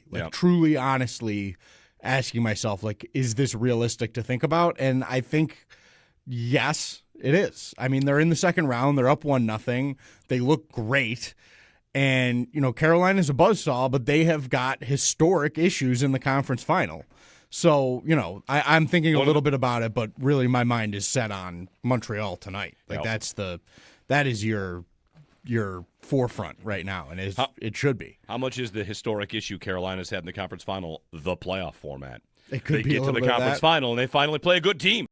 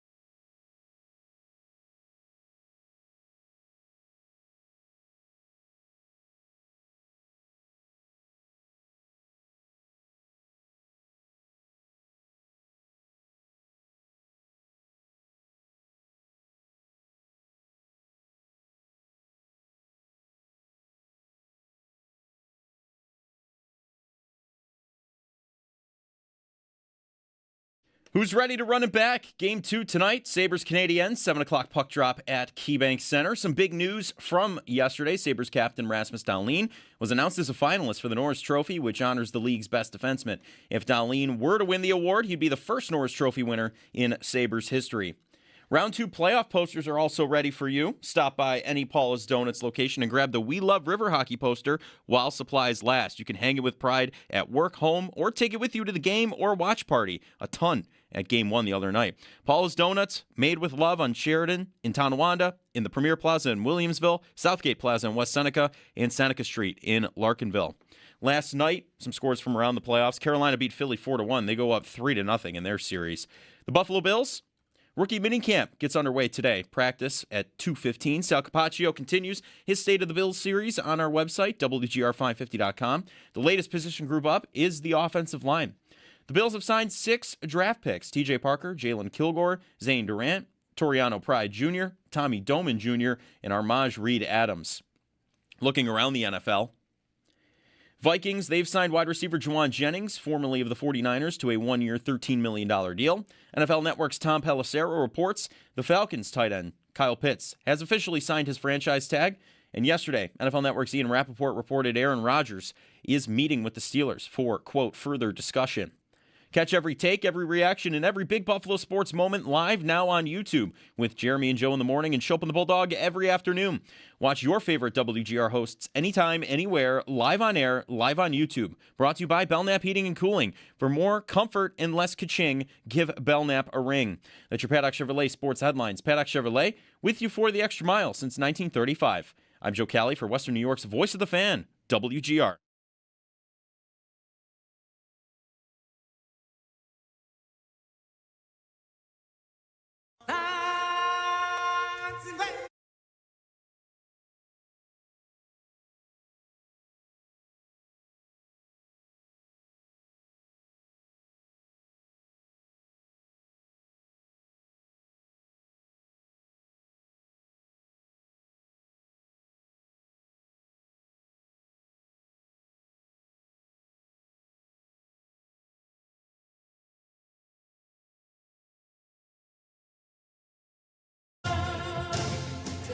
Certified beauty Alex Lyon referred to himself as an amorphous blob. Who among us hasn't referred to ourselves as an amorphous blob? Goalies are weird, but He's is weird. especially weird. He's awesome. Awesome, though. Like, I find him to be the most fun guy to listen to talk, maybe, that I've ever heard. I saw a clip going around. First off, like, it's funny. We had Andrew Raycroft in the Boston series saying he did not like Alex Lyon. Yep. And then he's a career backup, and he's, he thinks he's better than he is. Which it was then pointed out that Alex Lyon currently has more playoff victories than Andrew Raycroft in his career. So good to get by him on that one. But Lyon, like, he's here next year. He's under contract. And it's going great. It's going great. Yeah, it is. It's not that unusual for this to happen for a goalie to have a good year on a good team, and he's made big saves for them. So what was I going to say? I had something else about being weird and about the Lion thing, and I forget what it was. Oh, I know what it was. It was that he's also the kind of guy that, I forget who it was, Joe Kelly. I sent you this. Who was talking about this? About Steve Veliquette. Steve Veliquette. Okay. Yes. You'll find Lyon out at the local Muni rink playing against 16-year-olds. Yeah, that And doesn't just surprise me me in the least. Just playing goal against random people. Right. Like, that's an NHL goaltender in that net. And he went on, Veliquette, or I listened to that podcast unrelated to you sending it to Joe Cali, just because I think Veliquette's as good as it gets goalie analysis-wise. And he mentioned, like, there's a lot of guys that just don't do that because you go out there against 16-year-olds, you get scored on, and guys will, some guys, they don't like that 16-year-olds are scoring on them. Yeah. And Lyon doesn't care even a little bit. He's just like, I'm just going to go out there and play.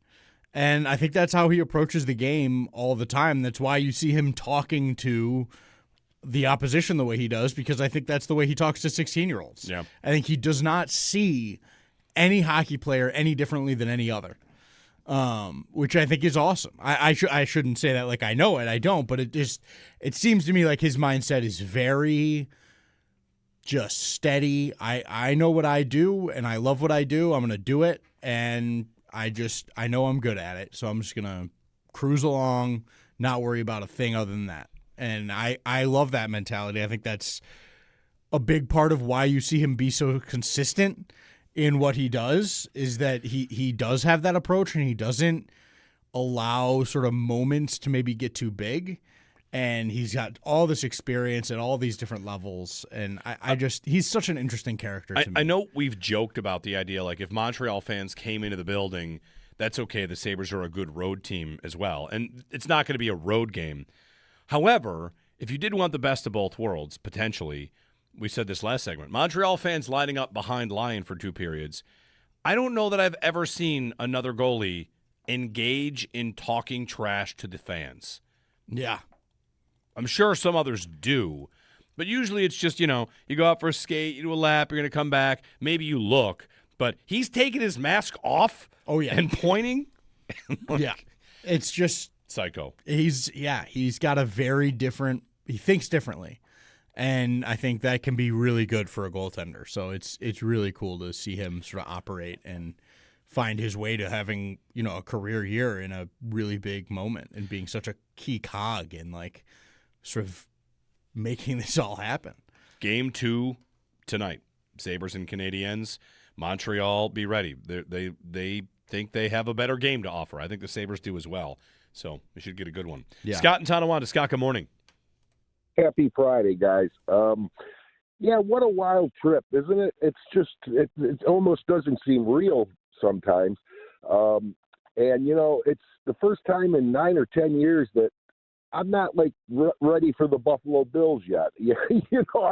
I wasn't interested that much in the draft and the rookie camp. It's like I'm not ready. I went to a sporting goods store the other day, and the Josh Allen jersey was 50% off, and the Alex Tuck jersey was $240. And the guys were telling me they can't keep them in. It's just, who would have ever thought that the Bills would take a back seat to the Buffalo Sabres? Unbelievable. Go Sabres. That's all I got to say. Thanks, Scott. I saw Matt Bovee, Channel 7, he tweeted something about this, like basically that there's a place he drives by, and like the amount of kids playing street hockey has been growing and growing and growing. And I just get a text from a good buddy of mine who said, his sons are way into baseball. They wake up in the morning and they want to watch baseball highlights, big baseball fans. And that today they woke up and they said, what time's the Sabres game? Like, how it just, everything kind of changes. And whether that's, mini sticks in the house or street hockey outside or let's watch the highlights, like how it really takes over. And the nature of a game every other night is a great way to do that. The stakes are high. The stakes get higher as the series gets longer, as teams play, and face elimination. But it's been great. 803-0550 and 1-888-550-2550. Thanks for the phone call. On tonight's Game 2, what do you think? Who's the hero tonight? Lane Hudson? Oh, I'm just saying it's possible. Listen, I saw a Montreal fan try to claim that Hudson's better than Dalene. That's tough. Now that we got a Norris finalist, little check mark. Don't get me started on that. He's a good player. He's unbelievable. I'm a huge fan of him. I know. But he is not anywhere. Don't even stop. Just stop. Montreal fans, I respect you. I really do. I love your fan base and your team. But do not try to come at me with Lane Hudson is better than Rasmus Dalene. Yeah. Take a hike with that one. He's just not even close. He's offensively as good, sure. He is nowhere near the all-around defenseman that Rasmus Dalene is. It's just not. Could he be one day? Maybe. I doubt it because of the size. Right. But I could see it. He's that talented and that good. But right now, it's not even close. Went to the NHL's website and found a cool thing. Gear for the playoffs, and every team has a playoffs kind of slogan. Mm-hmm. And I thought, what's the Sabres slogan? Do they have a playoff slogan? We have a bunch, right? Whether it's river hockey or what are some of the other ones along the way, like the Blade Gang's existence. Yeah. We've got this new language we speak in the everybody playoffs. Ropes, everybody rides is the thing that Tage said. And I thought, what's the Sabres playoff slogan? So I went to the NHL website, the NHL store, like the Flyers. The Flyers is Ignite the Orange. Okay, great, sure. I don't like that. No, right. Montreal's just, again, these are NHL merchandise. Stanley Cup playoff slogan T-shirt is "Go Habs Go." Great. Boston, theirs was "Toughness is tradition." Whoa. Okay. Utah, "Tusks up." You'll hear them say that. Yep. Dallas was one team, one state, Texas hockey. And some of these are playoff slogans. Some say hometown slogan. The Ducks one is good. It's "Fear the Flock." Oh, That's I love good. that. And they have the OC in a different color for Orange County. Oh, "Fear the Flock." Minnesota, Run Wild. Tampa is "Be the Thunder." All right, fine. Kings, "Go Kings Go." Carolina, "Sound the Siren." These are all, your whatever. Right. Just Vegas is "Forged in Gold." Ooh. Ottawa, "All Heart, All In." And Buffalo, I didn't know what it would be. Yeah, I'm This is an NHL level thing. This is not, us turning something into a meme. I think it's actually fine. I think it's good. It's just, we're back. Okay. Okay, I do like that. It made me want the shirt. That's pretty good. We're back. That's as easy as it gets. Like, we're back. Yeah. I thought, sold. All right, I'm in. I like this shirt. It's the hometown shirt at NHL.com. We're back. That's good. I like that. I was scared it was going to be something, What else? Yeah, we're going to try and make up a slogan. What else would it be? Right. It would be, that's a perfect one. I would say, if you'll allow it, the 14-year drought, how many different droughts were there in there? And here's what I mean. When you go to the Patriots dynasty and all the championships they won 6.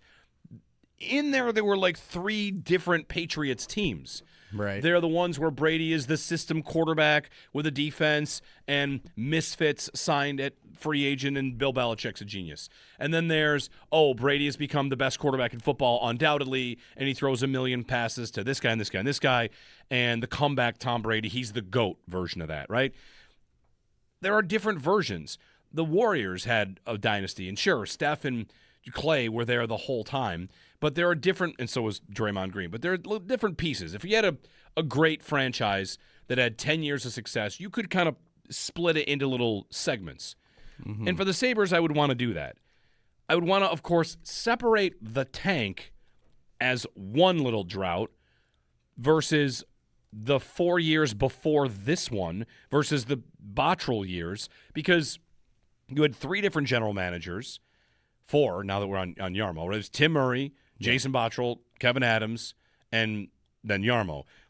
Tim Murray, what was his drought? His drought was resetting and starting over again. That's not so much of a drought as it's, we know, we don't have a good team and we're going to start building blocks and, forget about how they got there. If you want to forget about it, if you want to argue about it, you could.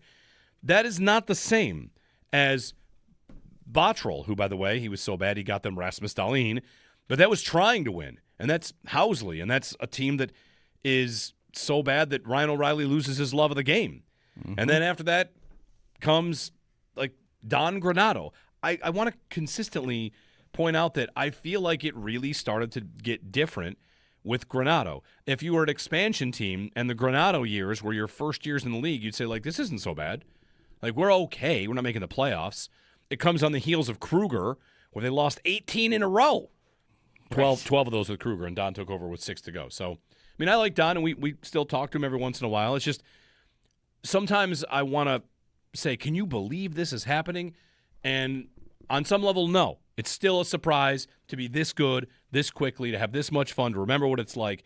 But, you're not coming from a 52-point team. No. You're coming from a team that a couple years ago had 91 and then was disappointing, and last year, again, and then bounced back. Right.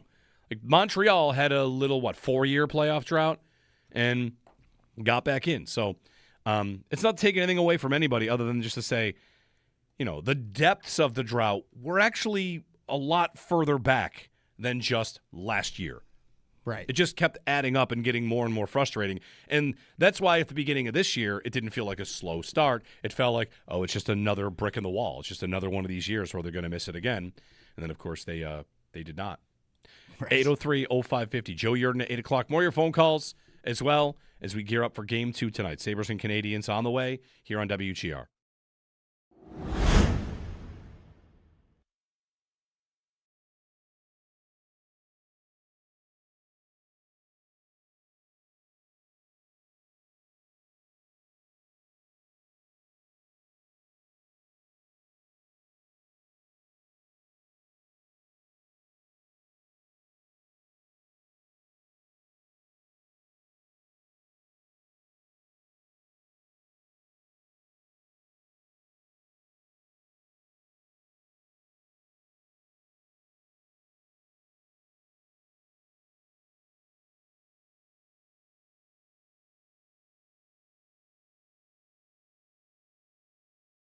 Lightning pod reluctantly noting Buffalo immediately taking advantage of cross ice passes to get past Dobish's over aggressiveness is very frustrating. Yeah. Feeling like the Lightning didn't do that. And it's game one. I watched the Sabres pass it back and forth in front of him all night. Yeah. And he was, I thought they had him beat, 5-6 times. That was the first 2 goals. Both Yeah. Benson assists Yeah. were Those are east-west great low assists. passes. Great assists. Unbelievable Yeah. plays. I mean, that is the NHL. There are ways that goals are scored commonly and not. And the absolute most common way that you can beat a goaltender is a low east to west pass. Like the blueprint is that Benson and McLeod goal. It's just like it's no shot for the goalie. Even a super hyper aggressive guy like Dobesh does not have enough time to get over on a chance that's that close to them traveling that far. It's just biomechanically you can't get there. The one goal, the McLeod goal, if you watch that again in super slow-mo, go watch it right now because I think you'll enjoy it, especially you as a former goalie. You can see Dobish looking back, and the slow-mo is he's moving this left leg like, oh, dear God. Oh, boy. Yep. I cannot get over there. And you see him kind of lean forward and like kick that back leg out because he knows all I can hope to do is get the very bottom of the net. It's like a karate kick, this thing. He's like out of his hip. And a side kick from, that is incredible athleticism from him to even get that much over there. Yeah. That's what I'm talking about, that like he can get even just a piece of something over on almost any chance because he's an elite athlete. But he's not Superman, so he's not going to be able to get there on that play. It's just too hard of a play. So yeah, those plays are like at the absolute top of the list for what you want to be doing in the offensive to zone. that point, you'd love to do that to every goalie. Of and course. I can think, of course, like if you go back to the Sabres and Senators 05-06 when they beat Ray Emery, what they do? They went side to side the whole day. Yep. They carried it across, not just pass, they carried it across his crease. They would go back and forth and make him move. So I guess my question to you is this. How come you can do that to some goalies and not to others? Is it about how aggressive they are? Yeah, okay. A lot of guys like Lyon, I think if you like just by comparison, plays a lot deeper and a lot more sort of in his frame of his net. And that allows him, if you think about the path you have to take. So Dobesh is sort of far out in almost white ice. Like Colton Chaos? The difference between moving from there and getting back to your post is vastly different than moving from 6 inches inside your crease. Right. It's a much smaller distance to travel, right? And it allows you to find the puck earlier and go like, all right, I can get over top of this. This is geometry. So it's exactly what it is. It's geometry and it's angles and math and all of that. Like it's all goes into goaltending, as crazy as that sounds, but it is real stuff that goaltenders are thinking about. How aggressive can I get in terms of challenging a shooter while not taking myself completely out of a play across the ice? Because the more ice you take on a shooter, the more distance you've got to travel to get to the backside. So it's a sort of give and take relationship. And Dobish is on the I'm going to take a lot and give up some on that backside. And a guy like Lyon or Hellebuck is another guy that plays really deep in his net and just sort of lets the game come to them. It's a very different style of goaltending.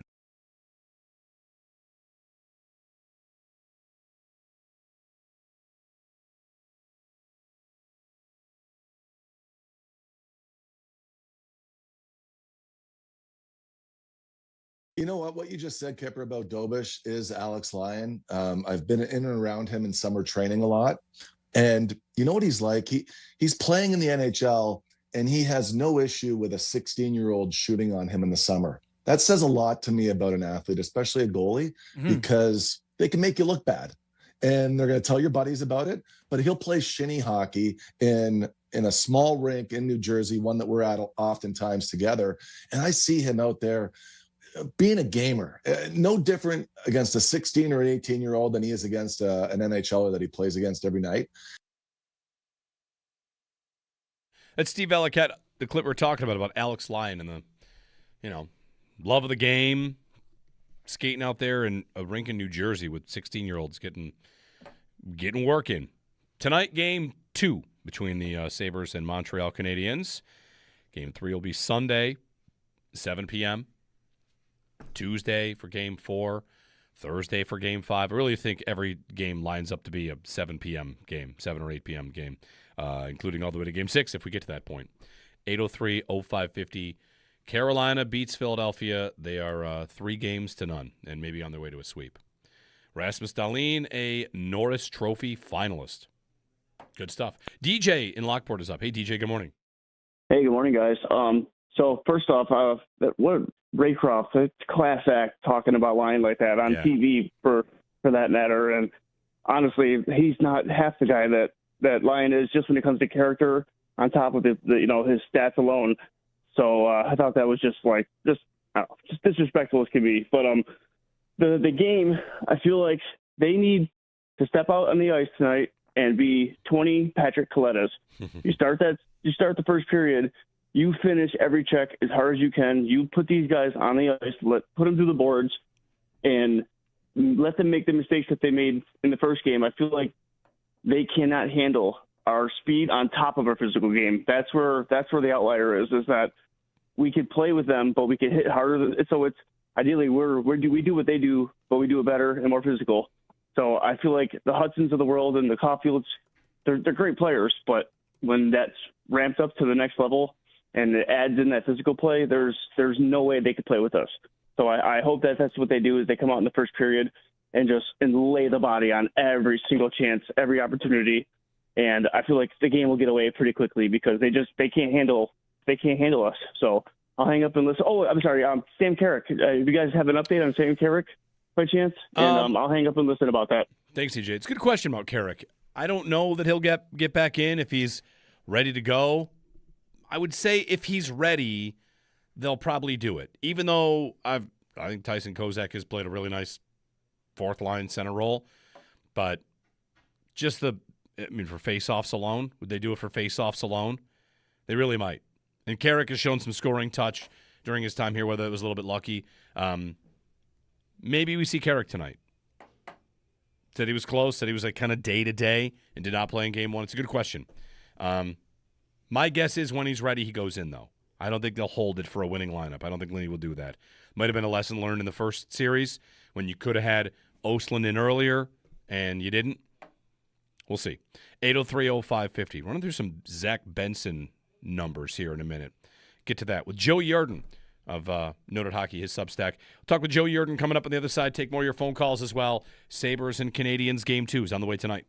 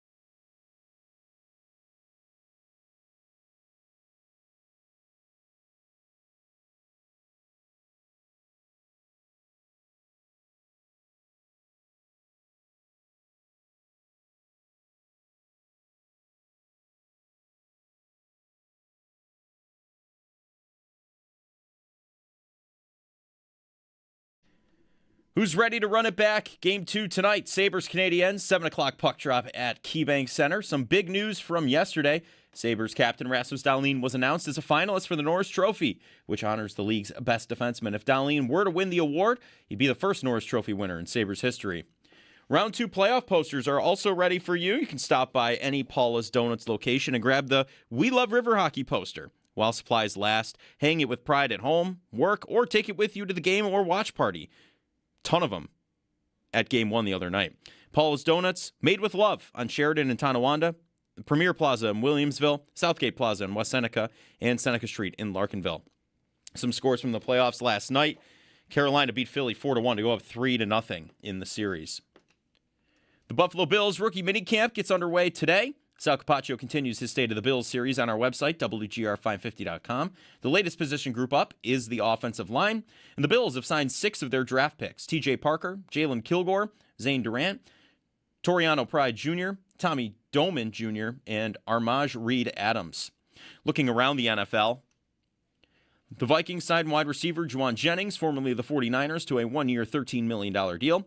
NFL Network's Tom Pelissero reports that the Falcons tight end Kyle Pitts has officially signed the franchise tag. And yesterday, NFL Network's Ian Rappaport reported Aaron Rodgers is meeting with the Steelers for, quote, further discussion. You can catch every take, every reaction, and every big Buffalo sports moment live now on YouTube with Jeremy and Joe in the morning and Shope and the Bulldog every afternoon. Watch your favorite WGR hosts anytime, anywhere, live on air, live on YouTube. Brought to you by Belknap Heating and Cooling. For more money, comfort, and less ka-ching, give Belknap a ring. That's your Paddock Chevrolet Sports Update. Paddock Chevrolet, with you for the extra mile since 1935. I'm Joe Cali for Western New York's Voice of the Fan, WGR.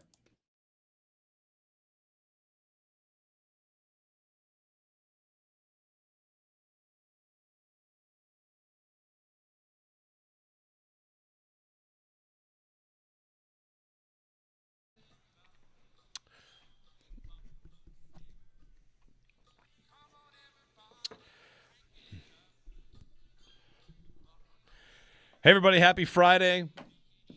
Game 2 tonight. Jeremy and Joe. Joe's out on leave. When he gets back, we're going to be like, I mean, it's not like he's missing this. He's actually watching all. He's just not here in the morning. Kind of like Howard. Howard's like, I'm not retiring. I'm just not doing this anymore. Like, Joe's still experiencing all this. He and his wife welcoming their baby girl. But Joe DiBiase, of course, out on leave. Experiencing this, just not here to talk about it every morning and take his victory lap on Zack Benson becoming the point producer he has become.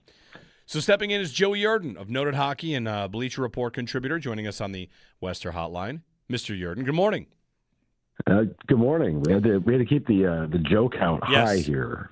Yes, we always have a Joe as well represented. Joe Kelly, Joe Marino. We always have our Joe count high. Mr. Joe Yerdon, what's your favorite part about all this that's happening right now for the Buffalo Sabres this year? Of course, you're covering the team all year, so like this would have been playing out through the year, the hot streak, the 10-game win streak, the winning of the division, winning around against the Bruins. Like when you kind of step out of it, what's your favorite part of it? You know, I think what I'm getting to enjoy most of this is that I no longer sound like a crazy person when I'm like, no, here's X player. This player's really good. You guys should watch this player more because they're good. And a lot of times that would get poo-pooed because it's like, well, the team stinks. You know, what do you mean this guy's good? It's like, well, trust me on this one, guys. They're good. You're just not paying attention. And it's, you know, I no longer sound like I'm a ranting fool anymore because they put it together and they're kind of making me look smart again. So it's very self-satisfying in that respect, but it's just the joy of seeing another thing that I've talked about a lot over the years is how great of a market this is for hockey. And it was one of those things that got constantly, knocked down again because it's like, well, if they like hockey so much, why don't they turn out? And I'm like, well, they're not winning and they haven't won in a while. Trust me, everybody loves this team. And, now we're seeing it. We're seeing all this stuff come out that, that lots of us have talked about. It's not just me, obviously, but yeah. Lots of us has talked about over the years about how good some of these guys are, how good of how good Buffalo is as a hockey city and all these things. And Now it's out front and center. Everybody's getting the notice, and it's like, oh, right, yeah, that's right. This can be a really good thing. Yeah, they're not only good, but like it's not that hard to believe in the way that they play and what they've built. And on the good players, feels like Rasmus Dahlene's nomination for the Norris Trophy of top 3, a finalist, is a real moment for him because we've known he's one of the best defensemen in the league, and now like that first Norris nomination, who knows if he ultimately wins it, now he becomes a little more household, and the playoffs are another spot to become a little more household. So it feels like it's a big kind of validation for Dalene to be in that top 3.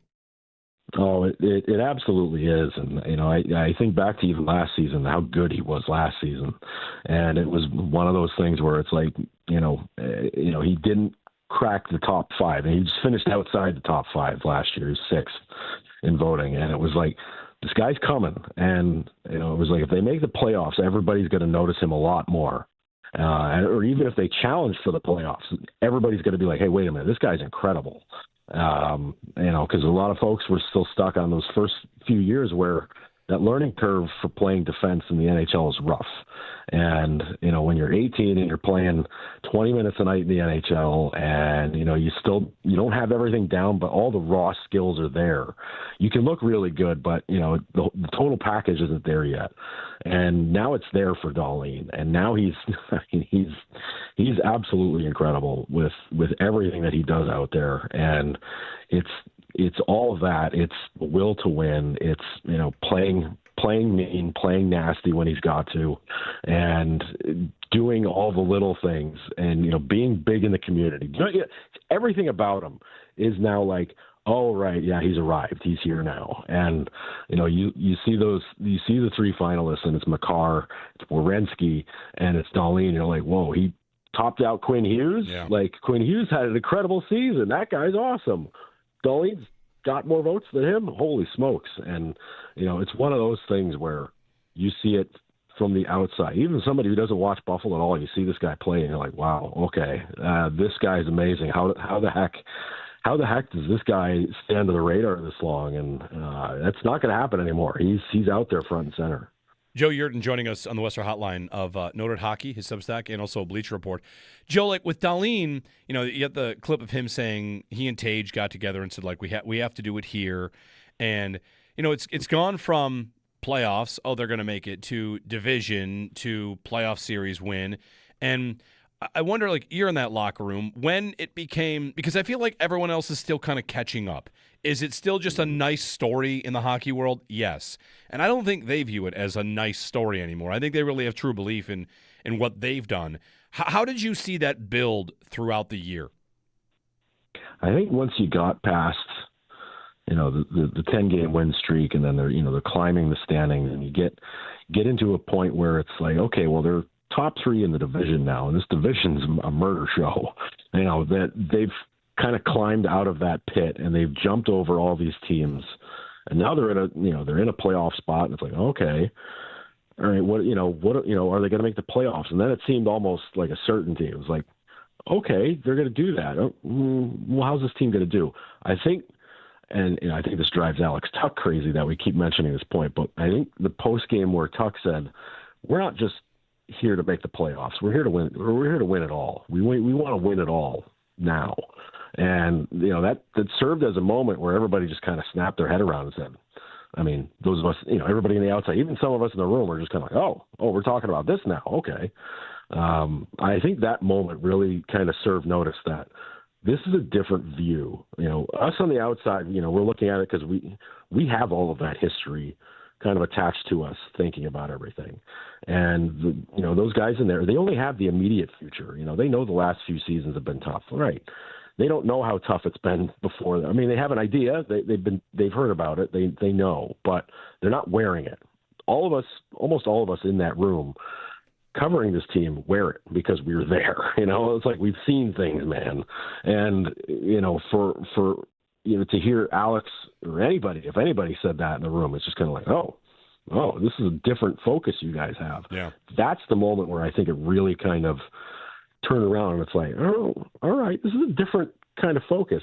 Even then, some of us are just kind of like, hey, man, they haven't won a series since '07. Like, okay, you get to the playoffs, cool, but, if you get swept out, like, cool, you reset the counter. But, like, what do you do after that? Now it's like, oh, well, now they're looking at maybe, they could go to the East Final. They could go to the Cup Final. They could win it all this year. It's like they're that good, and it's just like the whole season has just been a lot of readjusting our own minds to how this team plays, because we've gotten so programmed and so used to things, just waiting for the floor to drop out from underneath you, and it hasn't happened. Like even after the 10-game win streak, we're all like, well, what are they going to do next? They're going to lose 8 in a row now. Like, what happens? And like none of that has happened all year. Yeah, and I think about the Olympic break, how they maybe dropped 3 out of 4 points or whatever it was going to the Olympic break. We wondered how they would return from the break. And they came back and they were the last team to lose out of the Olympic break, like the 7 in a row again. Mm-hmm. Like they just keep kind of answering the bell. One thing about these playoffs, here we are in round 2, game 2 is tonight. I think people have started to, if they didn't already, like the job that Lindy Ruff has done, going back to the first series, this team, they could have all these high aspirations, and they've played really meaningful hockey down the stretch to win the division. But once they got into playoff hockey, people would have reasonably wondered, what will that look like? How will they respond? What's it look like when you play the same team 4, 5, 6, 7 times? And Lindy, to me, has had a really interesting kind of approach in how he's talked about this team. After game 2 against Boston, he was just kind of like, it's fine. Like, we're learning things. And Joe, I feel like he's doing the same, 2 things at once, where they're in the playoffs and doing everything you just said, while also teaching them how to be in this moment. Yeah, no, I think this is where bringing Lindy into this and, having him lead this group has become a brilliant touch stroke, because he has all of that experience. Obviously, he's got the history here, and he knows how this city works and how this market works with things. But he also knows how hockey works. He also knows how playoff, the ebbs and flows of what the playoffs are like works. He knows, what this is going to be like, and I think that's been an important thing for them throughout the season, where this focus that they have, where it's, one day you work on what you do one day, and then when that day's over, all right, next day, let's go out and try to do the same thing, instead of, you think back to so many of the past teams where they'd win 2 or 3 in a row, and you'd see that, like that outward swagger, that like, see, we're over this now. We got this. We're going to sail. And then they lose 5 in a row, and it's like, oh man, everything's the worst. That constant roller coaster of like getting an overinflated ego and then getting it popped, and then you're just, fizzling all over the place.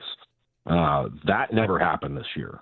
That stuff got checked immediately, and I think that's Lindy. I think that goes to Tage, because I know darn well there was a moment where Tage said, where they lost a couple in a row after winning a couple in a row, and he's like we weren't ready for this. It was some excuse that they've used 1,000 times in the past while he's even been here.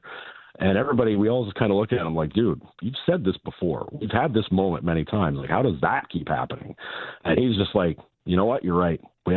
I can't explain that right now. And that stuff never happened again after that.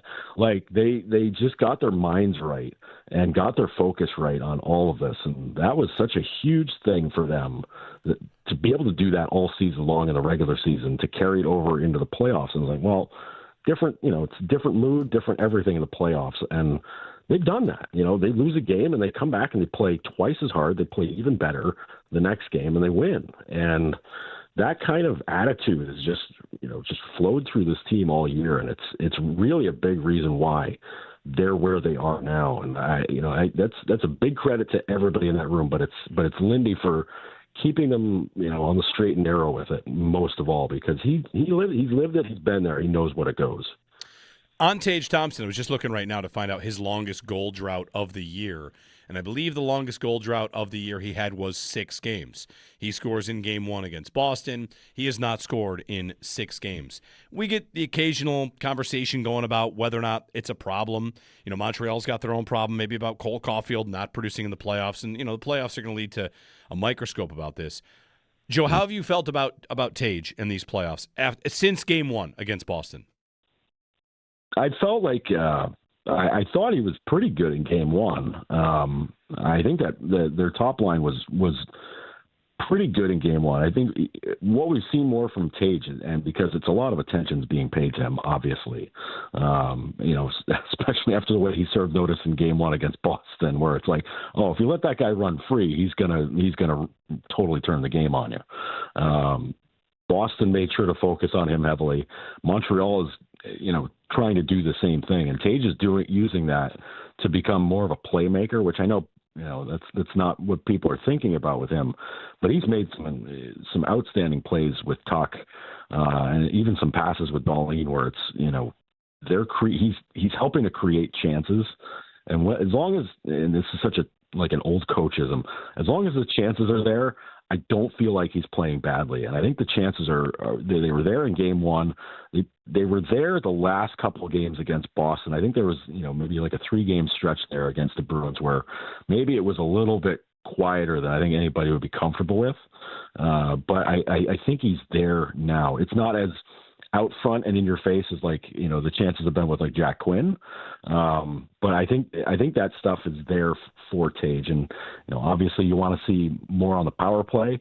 I think Lindy is very aware of that. He was keen to point out how hard of a time that first unit had against Montreal. But I think if he pops one here, it's gonna reset his counter and get him going. And I think I feel like that's coming, but I think if he's not scoring goals and they're winning, I don't know that it's as big a story. If they're losing games and he's not scoring, then it's a huge problem.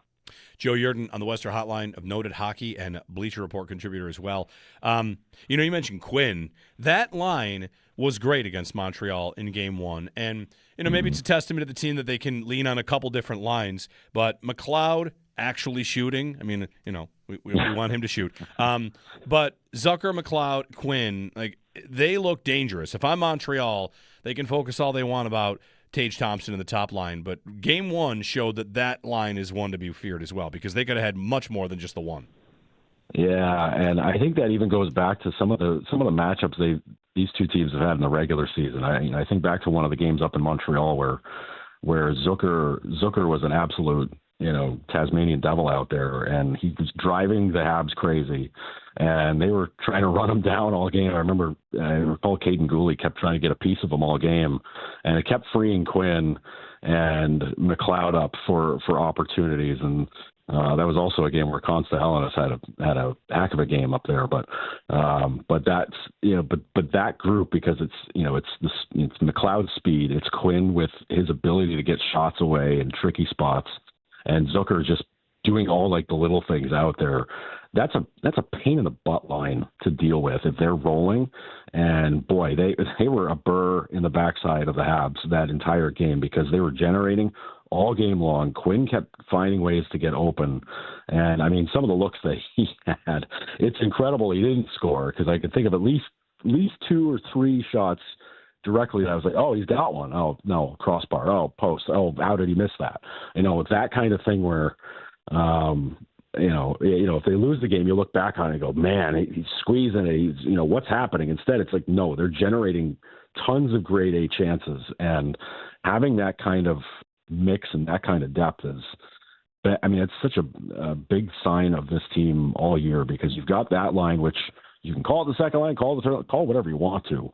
But when they're rolling like that, you're just going to keep seeing them, and they're going to keep doing what they're doing. And it's kind of it's one of those, beauties in the eye of the beholder things when you look at the lineup, because sometimes folks will look at it and go geez, which line's the second line? I don't know. Doesn't matter. Good luck figuring it out, because get your matchups right, because one of those lines might just end up beating you all night. What's Montreal's answer tonight? I think the answer tonight is they've got to tighten up a little bit. I think maybe the game was a little loose, and I know it's kind of wild to say because the shot numbers weren't there for Buffalo. I know when they have 4 goals and 9 shots at one point, it was kind of like, well, everything's going in. But I think it's the number of grade A's that they gave up, and that goes for Buffalo too. I mean, Buffalo gave up a ton of grade A's in the first period, but I think for Montreal, it's got to be about tightening up everything in and around the net. So, you might get to know our Bergevin a little more if he's back in there tonight. Might get to know some, Mike Matheson a little bit more intimately, because those guys are going to be being a little bit more difficult around the net. Maybe get to hear a little bit more from their fourth line with Josh Anderson and those guys getting a little bit more physical, playing a little bit more nasty around Dobesh to give him some help. I think that's really where you're going to see that come in.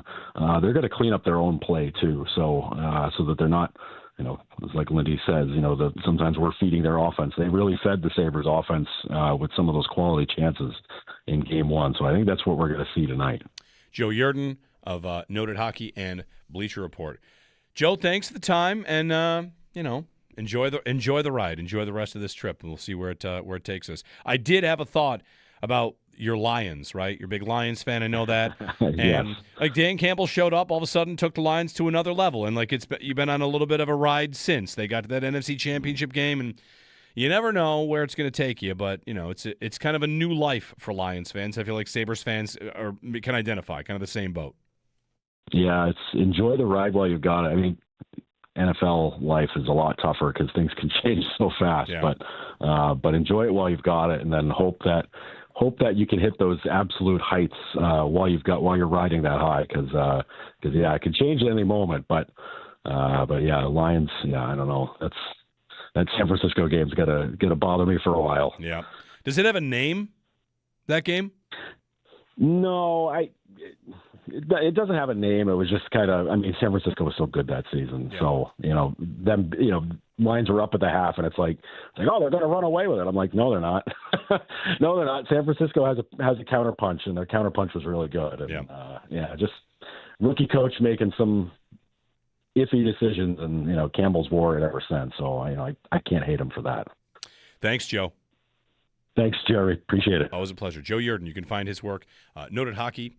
Does great work covering the Sabres, and we thank him for his time. 803-0550, 1-888-550-2550. Are you just having a good time, or are you cup crazy, thinking about the cup? Tage's longest goal drought is 6 games. It has been 6 games. Take that for what it's worth. I also want to push back on something that's happening. Should we be viewing Carolina as some sort of infallible team that, if you get there, you're going to be such a huge underdog? I just want to give you one thing. They did sweep the Senators. That series was a close sweep. Like, Freddie Anderson's goals above expected was great, so it was all market. The 2 goalies played great in the games. We had overtime. There's some close games. To me, that series didn't look like it should have been a sweep, whereas Philadelphia definitely does look like a sweep. Philadelphia is completely overmatched. I don't think Ottawa was overmatched, but they lost. But it's worth pointing out, who are the Hurricanes beating right now? I'm going to fall victim to right now something that I hate doing in football, which is who have they beaten. But they're beating the Flyers. The Flyers finished the season with the same number of regulation wins as the San Jose Sharks. 27. The Flyers played 82 games and won in 60 minutes 27 times. Yeah. That is not a good team. No. They also were a team that was near dead and got in large part because their division stinks. Correct. This Flyers team that's in the playoffs that's about to get swept out is like the Steelers making the playoffs. Yes. And oh, wow, did you see what Kansas City did to Pittsburgh? Well, yeah. Obviously. Why wouldn't they? Right. Do you know what the Sabres would be doing to the Flyers if they were in a 7-game series? They'd be up 3 games to none. Yes. They would dominate the Flyers. I think that's pretty much correct. So I want to just be a little careful that I'm not – what Colorado is doing, they take out the Kings, okay. and now to dominate Minnesota, Yeah. that's legit to me. Respect. That is legit scary. That's some crazy stuff. For Carolina, I feel like their more impressive win was in the first round. I agree with that totally. And it's a good series win. I'm not taking that one away. Ottawa 38 regulation wins. Ottawa's a good team. They beat Ottawa in 4, but again, like it was not a close. I did not think it was a lopsided series like this one is. No, agreed. And the Carolina story has always been this. They come into the playoffs as one of the top teams in the regular season. They look great. They kill somebody in the first round. They kill somebody in the second round, and then they lose. It's happened like 5 times. And why do they lose? Because they faced the Atlantic champion. Exactly. Basically. They run into another really good team, and they can't quite do it.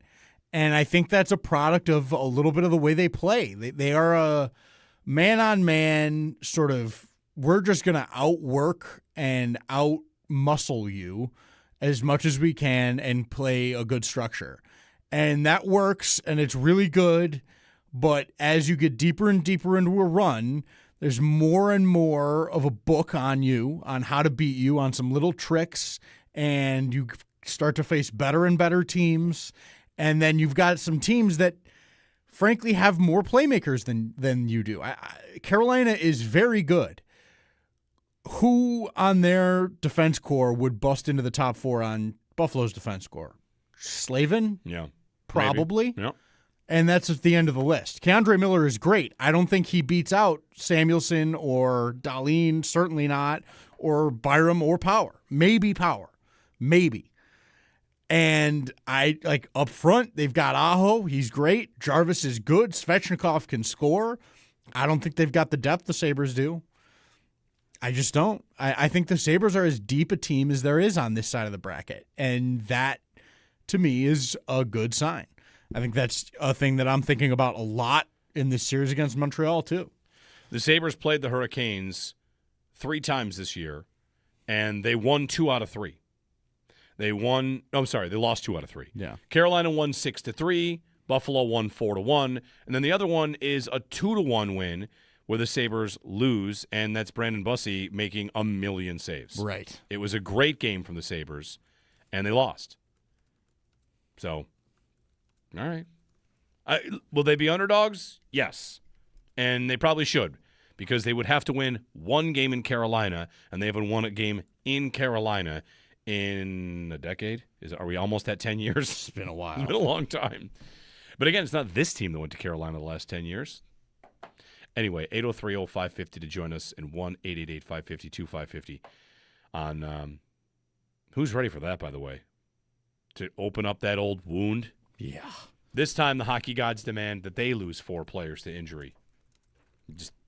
They'll also have a month and a half to rest up for it once they beat Philadelphia tomorrow. That's the concern. When we return, Rasmus Dalene, Norris finalist. He did have one of the quotes of the day at yesterday's press conferences and immediately regretted what he said. We'll play that for you, and we'll have the fun that he left on the table for us to have. That's next here on WGR.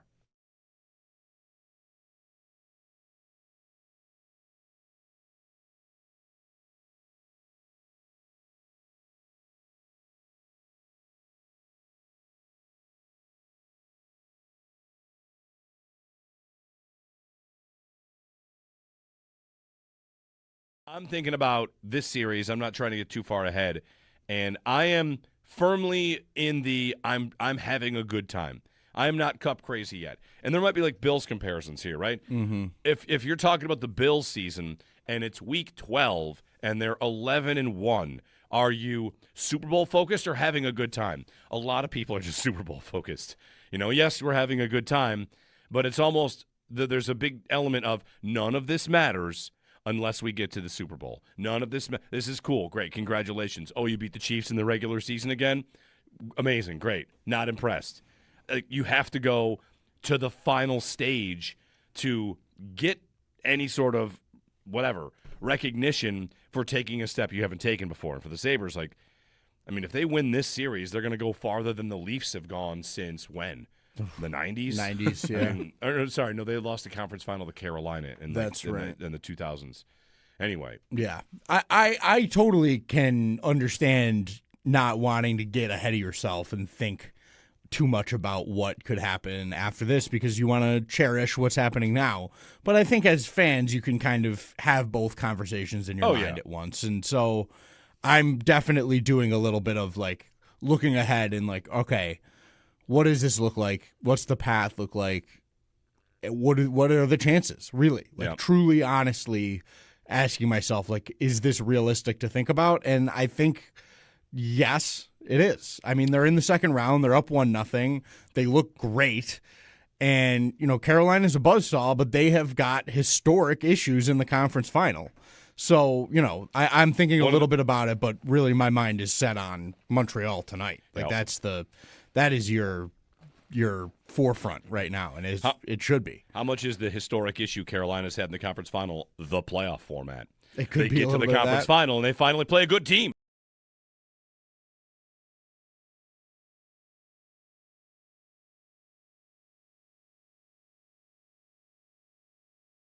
On the good players, feels like Rasmus Dahlene's nomination for the Norris Trophy of top 3, a finalist, is a real moment for him because we've known he's one of the best defensemen in the league, and now like that first Norris nomination, who knows if he ultimately wins it, now he becomes a little more household, and the playoffs are another spot to become a little more household. So it feels like it's a big kind of validation for Dalene to be in that top 3.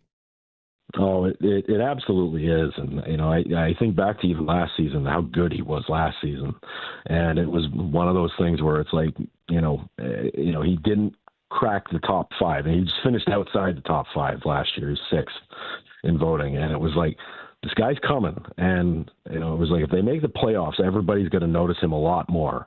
Or even if they challenge for the playoffs, everybody's going to be like, hey, wait a minute, this guy's incredible.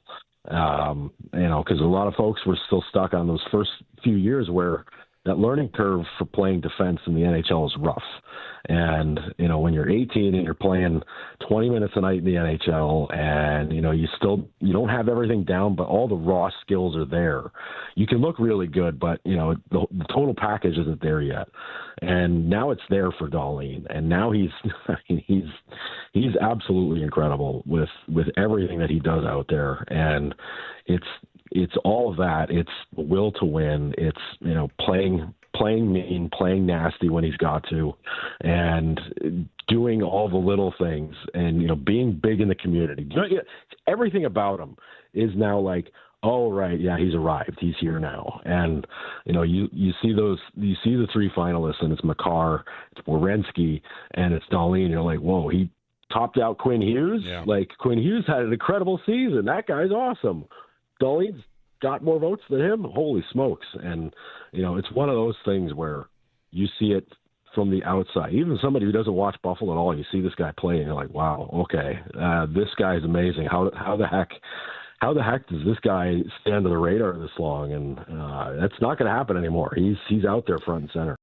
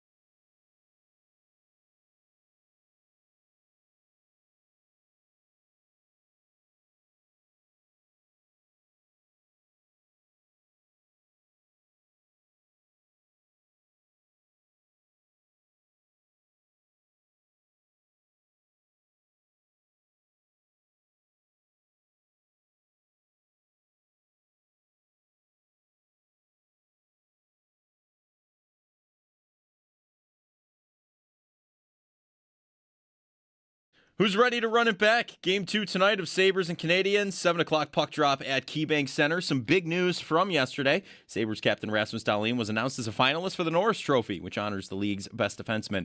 If Dalene were to win the award, he would be the first Norris Trophy winner in Sabres history. Also, round 2 playoff posters are ready for you. You can stop by any Paula's Donuts location and grab the We Love River Hockey poster while supplies last. Hang it with pride at home, work, or take it with you to the game or watch party. A ton at Canal Side the other night. Paula's Donuts, made with love on Sheridan and Tonawanda, in the Premier Plaza in Williamsville, Southgate Plaza in West Seneca, and Seneca Street in Larkinville. Last night, playoff score, Carolina beat Philly 4-1 to go up 3-0 in the series. Buffalo Bills rookie minicamp gets underway today. Sal Kapacio continues his State of the Bills series on our website, WGR550.com. The latest position group up is the offensive line. And the Bills, they've signed 6 draft picks: TJ Parker, Jalen Kilgore, Zane Durant, Toriano Pride Jr., Tommy Doman Jr., and Armaj Reed Adams. Looking around the NFL, the Vikings signed wide receiver Juwan Jennings, formerly of the 49ers, to a 1-year, $13 million deal. NFL Network's Tom Pelissero reports that the Falcons tight end Kyle Pitts has officially signed the franchise tag. And yesterday, NFL Network's Ian Rappaport reported Aaron Rodgers is meeting with the Steelers for, quote, further discussion. Catch every take, every reaction, and every big Buffalo sports moment live now on YouTube with Jeremy and Joe in the morning and Shope and the Bulldog every afternoon. Watch your favorite WGR hosts anytime, anywhere, live on air, live on YouTube. Brought to you by Belknap Heating and Cooling. For more comfort and less ka-ching, give Belknap a ring. That's your Paddock Chevrolet Sports Headlines. Paddock Chevrolet with you for the extra mile since 1935. I'm Joe Cali for Western New York's Voice of the Fan, WGR.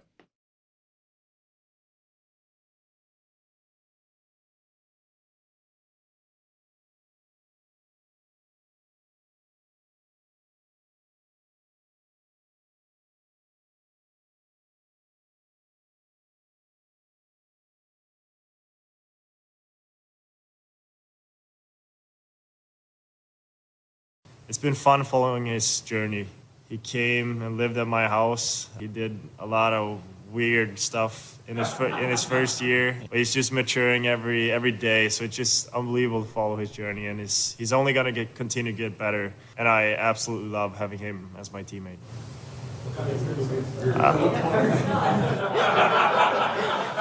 Shouldn't have said that.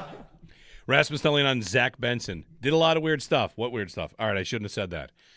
So now we will these two, Joe Cali and Owen Parker, they flat out said, can we do a segment where we just kind of guess the weird stuff that Zack Benson might have done?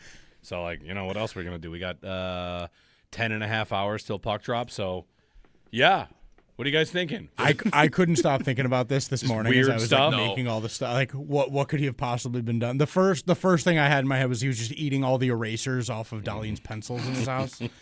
That was my first thought. Mm-hmm. My first thought was some sort of like a squirrel army. That's raising a family of squirrels in the like house. The janitor in Scrubs had a squirrel army. Secret pets. And that's the first thing I thought was like he's one with the squirrels. Mm-hmm. And I also then thought of my dad, my old man. He's ripping around his dirt bike in the living room, like just like oil everywhere, tire marks and on the carpet, and like I just Benson. He built a slide to come down the stairs. I thought a slide out the window, straight to the driveway. Yeah, second story slide right to the car. You know what? Why would I do that? Just save time. Also, living in the attic, just in a pillow fort. He refuses to sleep in a bed. I like it. He's got to be in the attic in a pillow fort.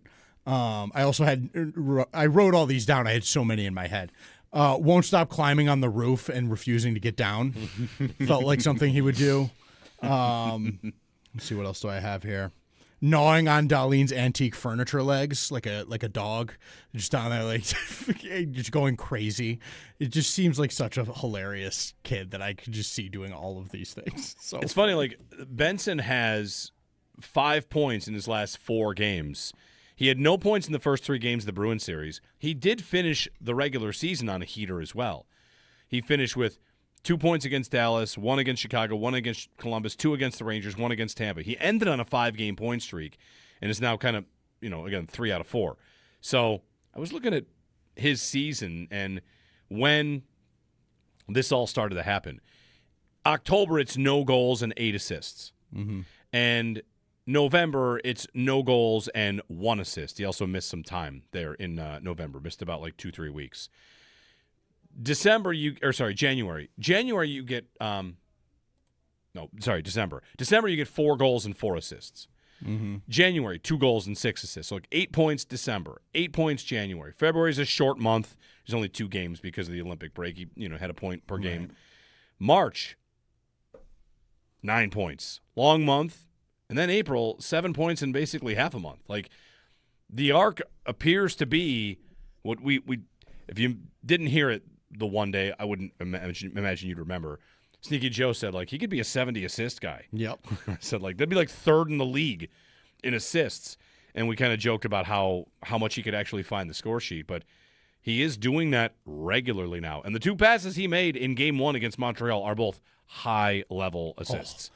There are assists, and then there are assists. The leg kick, head fake, slip it right behind the sliding defenseman's foot, right on the tape, backdoor tap-in pass is like the easiest goal Josh Doan will ever score. He had to skate forward and put his stick down on the ice.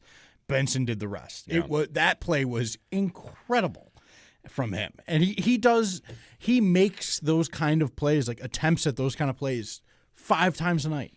And he connects a lot. It's unbelievable, the stuff he pulls off. And I'm so impressed with his ability to understand the game, read the game, and he wins battles like crazy. Yep. He understands how to use his leverage, his size. As a smaller guy, there are benefits to that in like corners on the walls.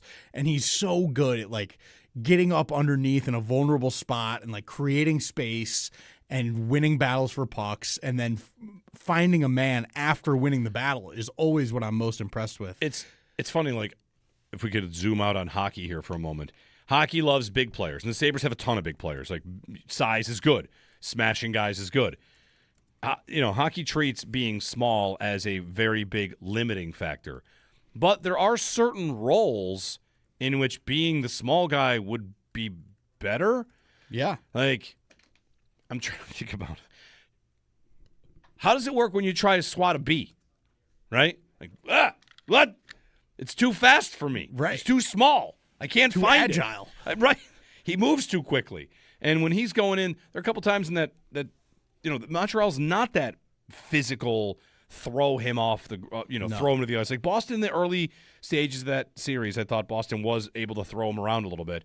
And then he kind of adjusted and made it work. And then in this series, I just don't think that's going to happen to him. So no, it's, I don't think that at all. It's going well. It's going well. That kind of thing is like his ability to just play through whatever opponent there is too is something that I've found impressive. Like he had a great game in Game 6 against a big, heavy trap team in Boston, and then an unbelievable Game 1 against a high-flying, fast, young team in Montreal. And it's like, give me whoever you want. Put me against anybody in a corner battle.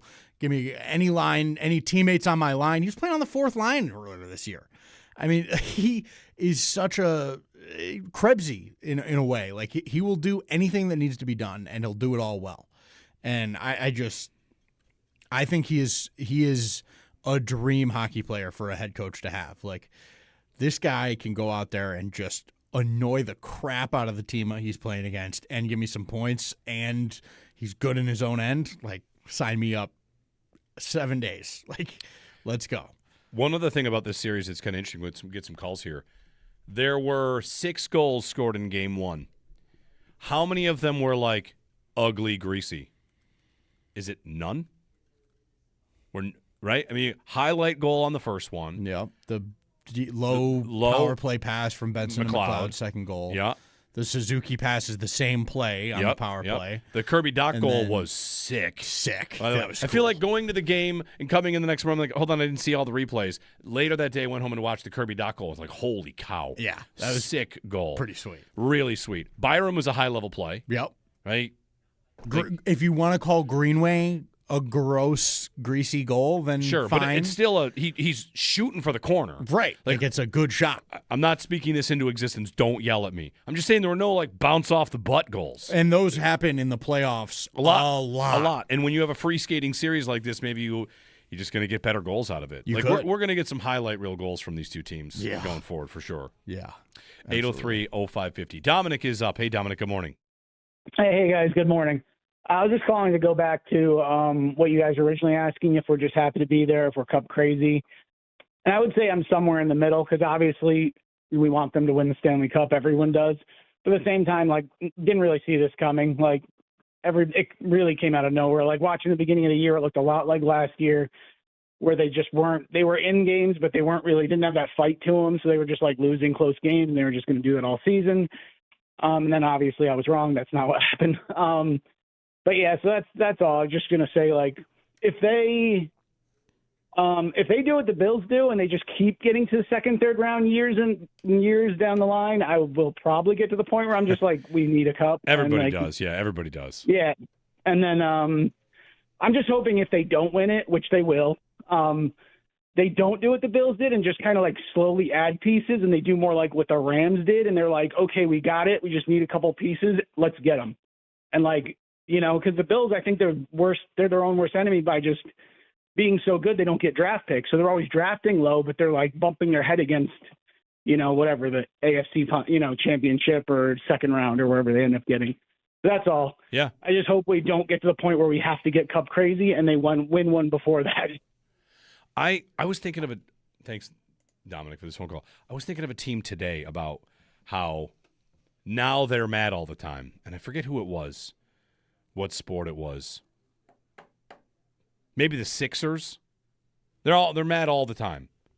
Sixers fans all the time mad at Embiid, and like when that started, it was like, look at what we've got here. We're back. Right. And now they hate everything all the time. Yes. Who was I thinking of for this? I mean, I'm maybe not ready to talk about what Arsenal has in front of them for the next 3 games. It's Premier League, might be, but anyway. Yeah, I hope it doesn't get there too. I mean, that obviously would be ideal to just like get it in the bank early, and then all right, let's see, can we become a super team here and like win? Well, I did say that earlier before the series began, which is, and even yesterday, that you get this far, it feels realer, it feels closer. The GM has to act as such. Yes. And he's a GM that went all in on a team that was going to maybe make the playoffs. And they did. Mm-hmm. Traded away a bunch for Matt Duchene, right? That's that year. And they kept Bobrovsky. They kept Panarin. Yeah. They did that to try and push and make the playoffs. What does that GM do with a team that gets as far as the Sabres have? Or, you know.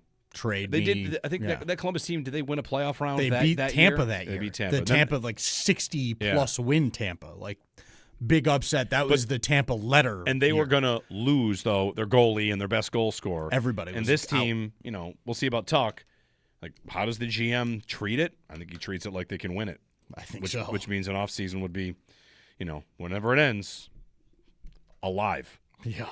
A far cry from signing the rights to Ben Bishop to get you to the salary floor. Oh, man. 803-0550 to join us in 1-888-550-2550. Jeremy and Joe. No Joe, but we've got Owen Parker, Joe Kelly here hanging out. Game 2. Let's go. Ready to get down there. Yeah, hang out, whatever. What are we going to get to next? Something. It's Friday. I got a football thing for you. Got a random football thing for you to get to. So we got time. We got time for your phone calls, too. Hang out. Countdown until face-off with us here on WGR.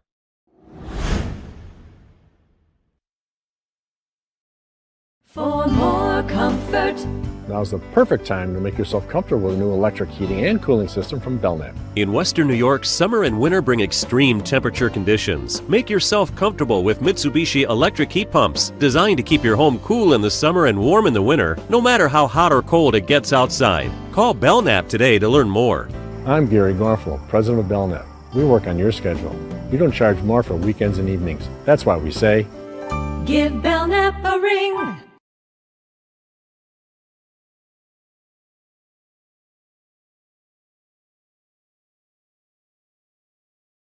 Lightning pod reluctantly noting Buffalo immediately taking advantage of cross ice passes to get past Dobish's over-aggressiveness is very frustrating. Yeah. Feeling like the Lightning didn't do that. And it's game one. I watched the Sabres pass it back and forth in front of him all night. Yeah. And he was, I thought they had him beat, 5-6 times. That was the first 2 goals. Both Yeah. Benson assists Yeah. were Those are east-west great low assists. passes. Great assists. Unbelievable Yeah. plays. That is the NHL. There are ways that goals are scored commonly and not. Jeremy, what and here the for most, the Sportsbook, absolute official most common sportsbook way of that you can WGR. beat a Right now, new goaltender customers can bet is a $5. low east to west pass. Like the blueprint is that Benson and McLeod goal. It's just like it's no shot for the goalie. Even a super hyper aggressive guy like Dobesh does not have enough time to get over on a chance that's that close to them traveling that far. It's just biomechanically you can't get there. The one goal, the McLeod goal, if you watch that again in super slow-mo, go watch it right now because I think you'll enjoy it, especially you as a former goalie. You can see Dobish looking back, and the slow-mo is he's moving this left leg like, oh, dear God. Oh, boy. Yep. I cannot get over there. And you see him kind of lean forward and like kick that back leg out because he knows all I can hope to do is get the very bottom of the net. It's like a karate kick, this thing. He's like out of his hip. And a side kick from, That is incredible athleticism from him to even get that much over there. Yeah. That's what I'm talking about. That like he can get even just a piece of something over on almost any chance because he's an elite athlete. But he's not Superman, so he's not going to be able to get there on that play. It's just too hard of a play. So yeah, those plays are like at the absolute top of the list for what you want to be doing in the offensive To zone. that point, you'd love to do that to every goalie. Of and course. I can think, of course, like if you go back to the Sabres and Senators 05-06 when they beat Ray Emery, what'd they do? They went side to side the whole day. Yep. They carried it across, not just pass, they carried it across his crease. They would go back and forth and make him move. So I guess my question to you is this. How come you can do that to some goalies and not to others? Is it about how aggressive they are? Yeah, a lot of guys like Lyon, I think if you like just by comparison, plays a lot deeper and a lot more sort of in his frame of his net. And that allows him, if you think about the path you have to take. So Dobesh is sort of far out in almost white ice. Like Colton Chaos? The difference between moving from there and getting back to your post is vastly different than moving from 6 inches inside your crease. Right. It's a much smaller distance to travel, right? And it allows you to find the puck earlier and go like, all right, I can get over top of this. This is geometry. So it's exactly what it is. It's geometry and it's angles and math and all that. Like it's all goes into goaltending, as crazy as that sounds, but it is real stuff that goaltenders are thinking about. How aggressive can I get in terms of challenging a shooter while not taking myself completely out of a play across the ice? Because the more ice you take on a shooter, the more distance you've got to travel to get to the backside. So it's a sort of give and take relationship.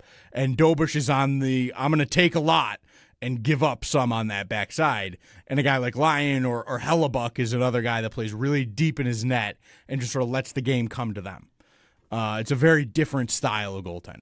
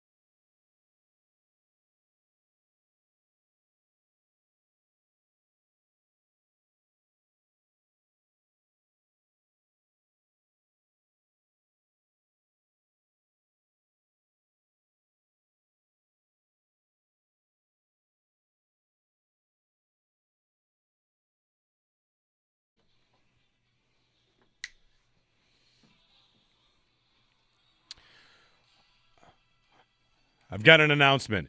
All I'm saying is if Sabretooth does not come down from the rafters and they lose, it's got to be rafters every game.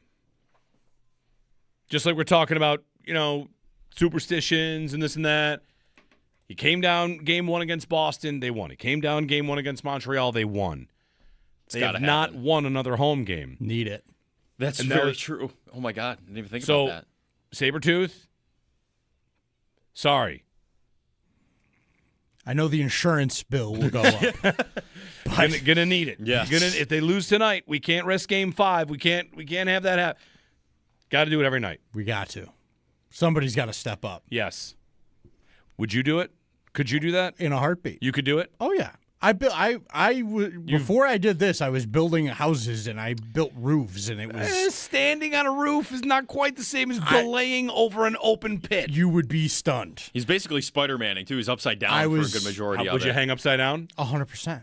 Oh, 100%. Wow. Listen, I hung off a crane. And I want to tell you something here. Last time we suggested maybe you should do something, we made it happen. It's true. So it's true. Me and Sabretooth should duel on the way down, upside down.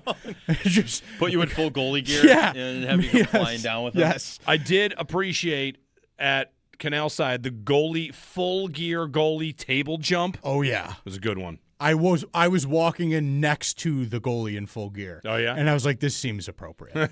I was pleased that I was walking next to that guy. What do we got going tonight? There was a camera following that I was like, I hope this goes somewhere so that there's a little Easter egg of me walking with the goalie guy. Nice. All right, back wide open for your phone calls on the other side. Who do you want to talk about? Give it to us. We'll take it for you here. Jeremy and Joe. No, Joe, he's out on leave. Owen Parker, Joe Kelly, both here. We're hanging out on WGR.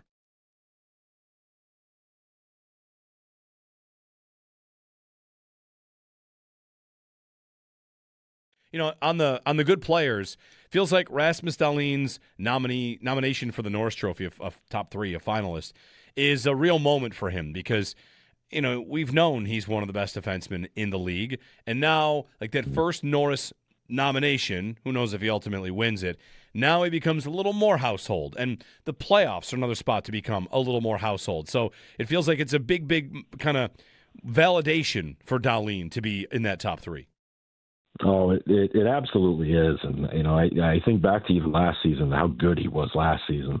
And it was one of those things where it's like, you know, he didn't crack the top 5. And he just finished outside the top 5 last year. He was 6th in voting. And it was like, this guy's coming. And, you know, it was like, if they make the playoffs, everybody's going to notice him a lot more.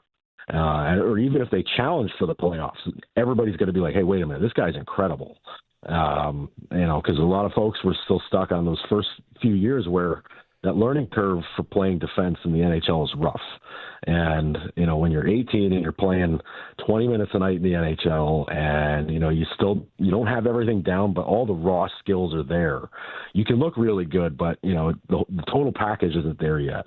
And now it's there for Dalene. And now he's absolutely incredible with everything that he does out there. And it's all of that. It's the will to win. It's, you know, playing mean, playing nasty when he's got to, and doing all the little things, and, you know, being big in the community. Everything about him is now like, oh, right, yeah, he's arrived. He's here now. And, you know, you see the 3 finalists, and it's Makar, it's Werenski, and it's Dalene. You're like, whoa, he topped out Quinn Hughes? Yeah. Like, Quinn Hughes had an incredible season. That guy's awesome. Dalene's got more votes than him. Holy smokes. And, you know, it's one of those things where you see it from the outside. Even somebody who doesn't watch Buffalo at all, you see this guy play and you're like, wow, okay, this guy's amazing. How the heck does this guy stay under the radar this long? And that's not going to happen anymore. He's out there front and center. You know, one thing about these playoffs, here we are in round 2, game 2 is tonight. I think people have started to, if they didn't already, like the job that Lindy Ruff has done, going back to the first series, you know, this team, they could have all these high aspirations, and they've played really meaningful hockey down the stretch to win the division. But once they got into playoff hockey, you know, people would have reasonably wondered, what will that look like? How will they respond? What's it look like when you play the same team 4, 5, 6, 7 times? And Lindy, to me, has had a really interesting kind of approach in how he's talked about this team. After game 2 against Boston, he was just kind of like, it's fine. Like, we're learning things. And Joe, I feel like he's doing the two things at once, where they're in the playoffs and doing everything you just said, while also teaching them how to be in this moment. Yeah, no, I think this is where bringing Lindy into this and having him lead this group has become a brilliant touch stroke, because he has all of that experience. Obviously, he's got the history here, and he knows how this city works and how this market works with things. But he also knows how hockey works. He also knows how playoff, the ebbs and flows of what the playoffs are like, works. He knows what this is going to be like, and I think that's been an important thing for them throughout the season, where this focus that they have, where it's one day you work out what you do one day, and then when that day's over, all right, next day, let's go out and try to do the same thing, instead of you think back to so many of the past teams where they'd win 2 or 3 in a row, and you'd see that like that outward swagger, that see, we're over this now, we got this, we're gonna sail, and then they lose 5 in a row, and it's like, oh man, everything's the worst. That constant roller coaster of like getting an overinflated ego and then getting it popped, and then you're just. Game 2 tonight. Sabres, Canadiens, 7 o'clock puck drop at KeyBank Center. Some big news from yesterday. Sabres captain Rasmus Dalene was announced as a finalist for the Norris Trophy, which honors the league's best defenseman. If Dalene were to win the award, he would be the first Norris Trophy winner in Sabres history. Also, round 2. Playoff posters are ready for you. You can stop by any Paula's Donuts location and grab the We Love River Hockey poster while supplies last. Hang it with pride at home, work, or take it with you to the game or watch party. A ton at Canalside the other night. Paula's Donuts, made with love, on Sheridan in Tonawanda, in the Premier Plaza in Williamsville, Southgate Plaza in West Seneca, and Seneca Street in Larkinville. Some scores last night. Carolina beat Philly 4-1 to go up 3-0 in the series. The Bills' rookie minicamp gets underway today. Practice is at 2:15. Sal Kapacio continues his State of the Bills series on our website, WGR550.com. The latest position group up is the offensive line. The Bills also signed 6 draft picks: TJ Parker, Jalen Kilgore, Zane Durant, Toriano Pride Jr., Tommy Doman Jr., and Armaj Reed Thomas. Looking around the NFL, Vikings, they've signed wide receiver Juwan Jennings, formerly of the 49ers, to a 1-year, $13 million deal. NFL Network's Tom Pelissero reports that Falcons tight end Kyle Pitts has officially signed the franchise tag, and yesterday NFL Network's Ian Rappaport reported Aaron Rodgers is meeting with the Steelers for, quote, further discussion. Catch every take, every reaction, and every big Buffalo sports moment live now on YouTube with Jeremy and Joe in the morning and Shope and the Bulldog every afternoon. Watch your favorite WGR hosts anytime, anywhere, live on air, live on YouTube. Brought to you by Belknap Heating and Cooling. For more comfort and less ka-ching, give Belknap a ring. That's your Paddock Chevrolet Sports Update. Paddock Chevrolet, with you for the extra mile since 1935. I'm Joe Cali for Western New York's Voice of the Fan, WGR.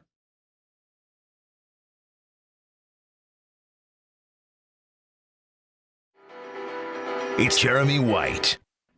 They said there'd be a sea of red. It was more like a dream.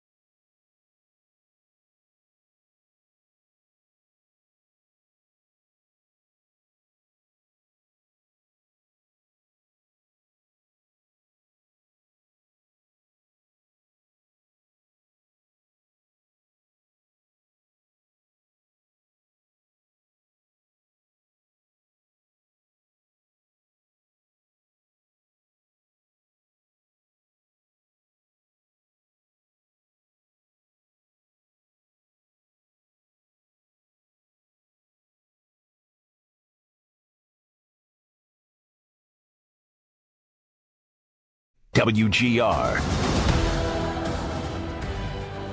really think that Buffalo sound effect might be the peak of the playoffs to this point for me. It's so good. It's really good. Amazing. It's funny. Yes. That's going to be a soundbite for the ages. I don't think that'll ever go away.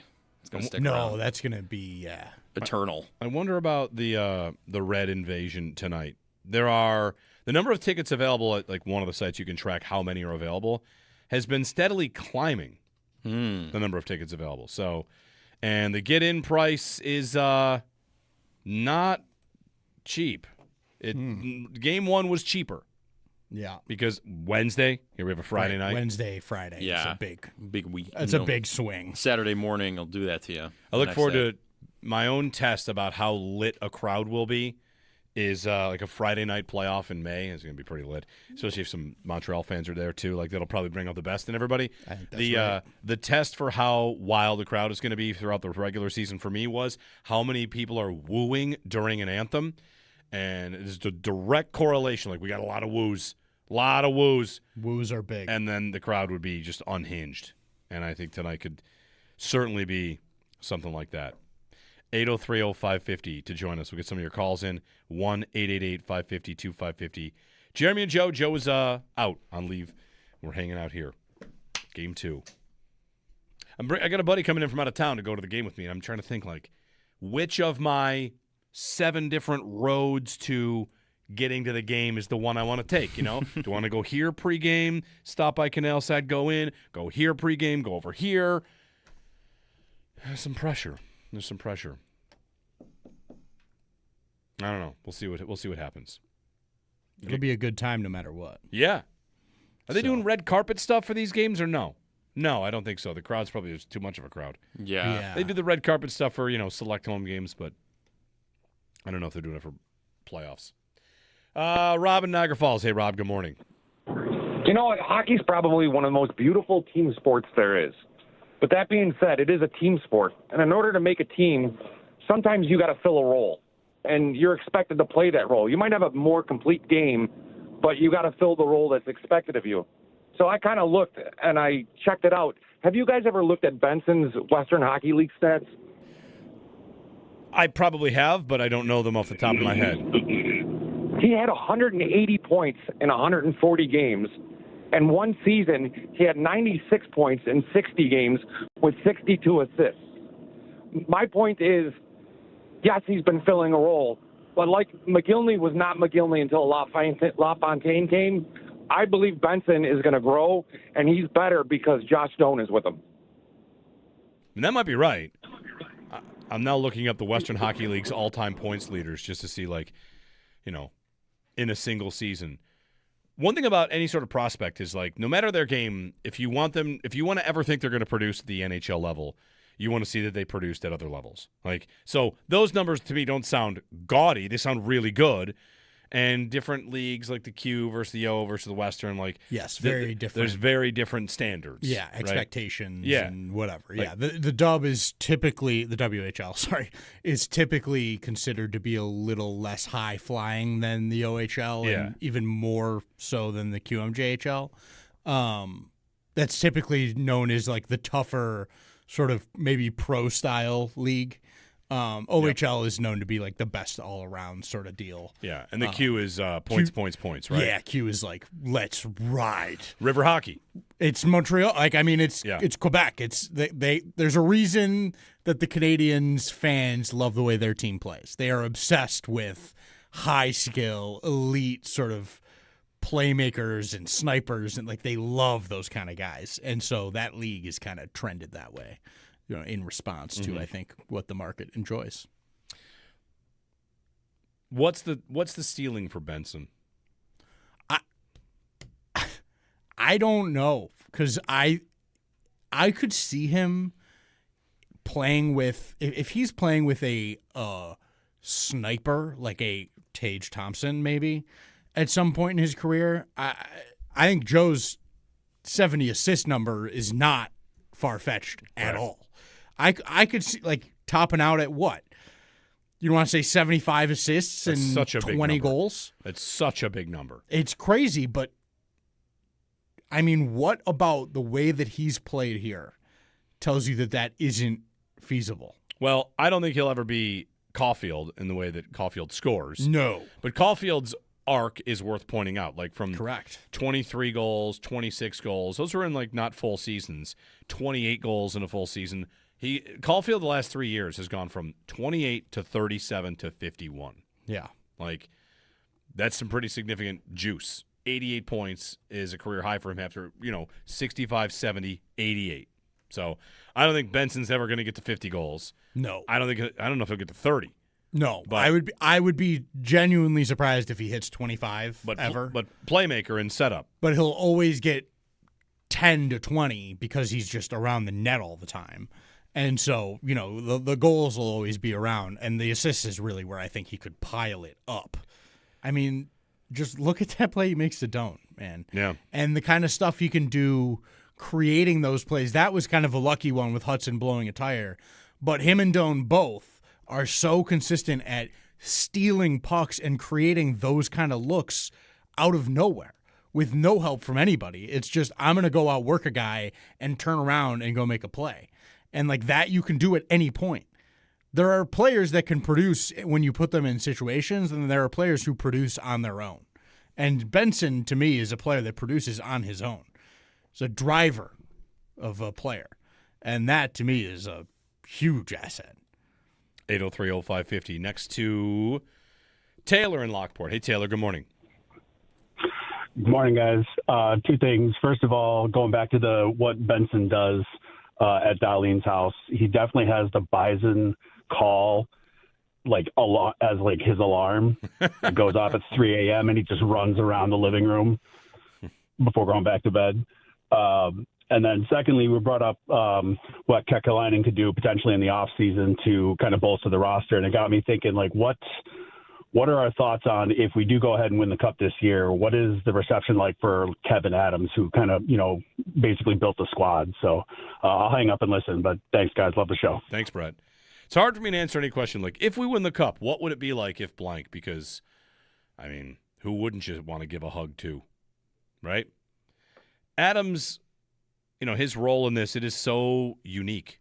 It's so the Byram trade looks incredible now. Right. It probably looked good when it happened, but now it looks incredible. The McLeod trade, we'll see. Like McLeod had a nice bounce back after a Boston series that maybe wasn't his best. What other moves Doan. here? Doan, of course. But, Doan's a good one here because why is Doan here? Because they refused to accept not getting him. But why were they talking about a trade? Because Peterka needed to leave. Peterka wanted out. Right. Like, would they have identified Peterka as not a – now, maybe they also – same thing. Maybe that was a relationship that was bound to fracture, right. Or it was like, you want to go? Okay, actually we're good with that. But if he had wanted to sign a big, long extension here with them, would they have just signed it? I think maybe. Probably. Very possible. So, a lot of what Adams did was take talented players and deal them for more kicks at the can. The Reinhart trade is more than one piece. The Eichel trade is more than one piece. Even the Peterka trade. There's almost like a little bit of a parallel to make on trading down in the draft. The difference is he traded away known commodities for I think this is good. I think these pieces could be good. Like the Eichel trade. What's the Eichel trade? It's Tuck. Right. Krebs. And a first. A first and a second. Yeah. And Tuck was always good. Krebs, for a little while there, seemed like it wandered, and now it looks better. Yep. The first and the second. Is Östlund that first? Yes. Okay. That's Östlund. That looks better and better. It sure does. But Vegas did win the Stanley Cup. They never, for a second, would worry about what they gave up in that deal. No. And that's the kind of deal that I always wondered, would the old GM, would Adams have ever had the stomach for that kind of deal the other way? Right. Whereas at our first deadline, the Sabres were linked to Robert Thomas. Would Adams have ever gone the other way? I'll part with 4 pieces to get one. Because he was on the other end, and I think the other end's the easier end to be on, especially in both cases, guys that half demanded that they had to go. Right. It's a very easy – there's no decision to make there. It's just that is you're being take the highest forced. bid. So, yeah, I think about Adams whenever I do, and I've gotten to now he's the same as everybody else that preceded him. It's just he's the most recent. everybody that was in this organization since the last time they were in the playoffs has played some role in sending them down the path that they're on now.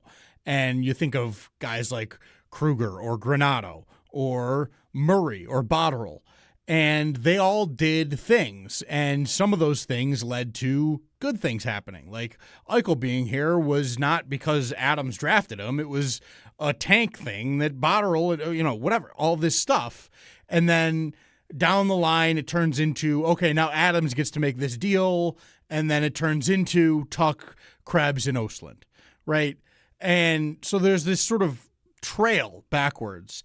And Adams, I think, is just at the very forefront of that because he's the most recent guy, and a lot of this is directly because of some of this stuff that he did.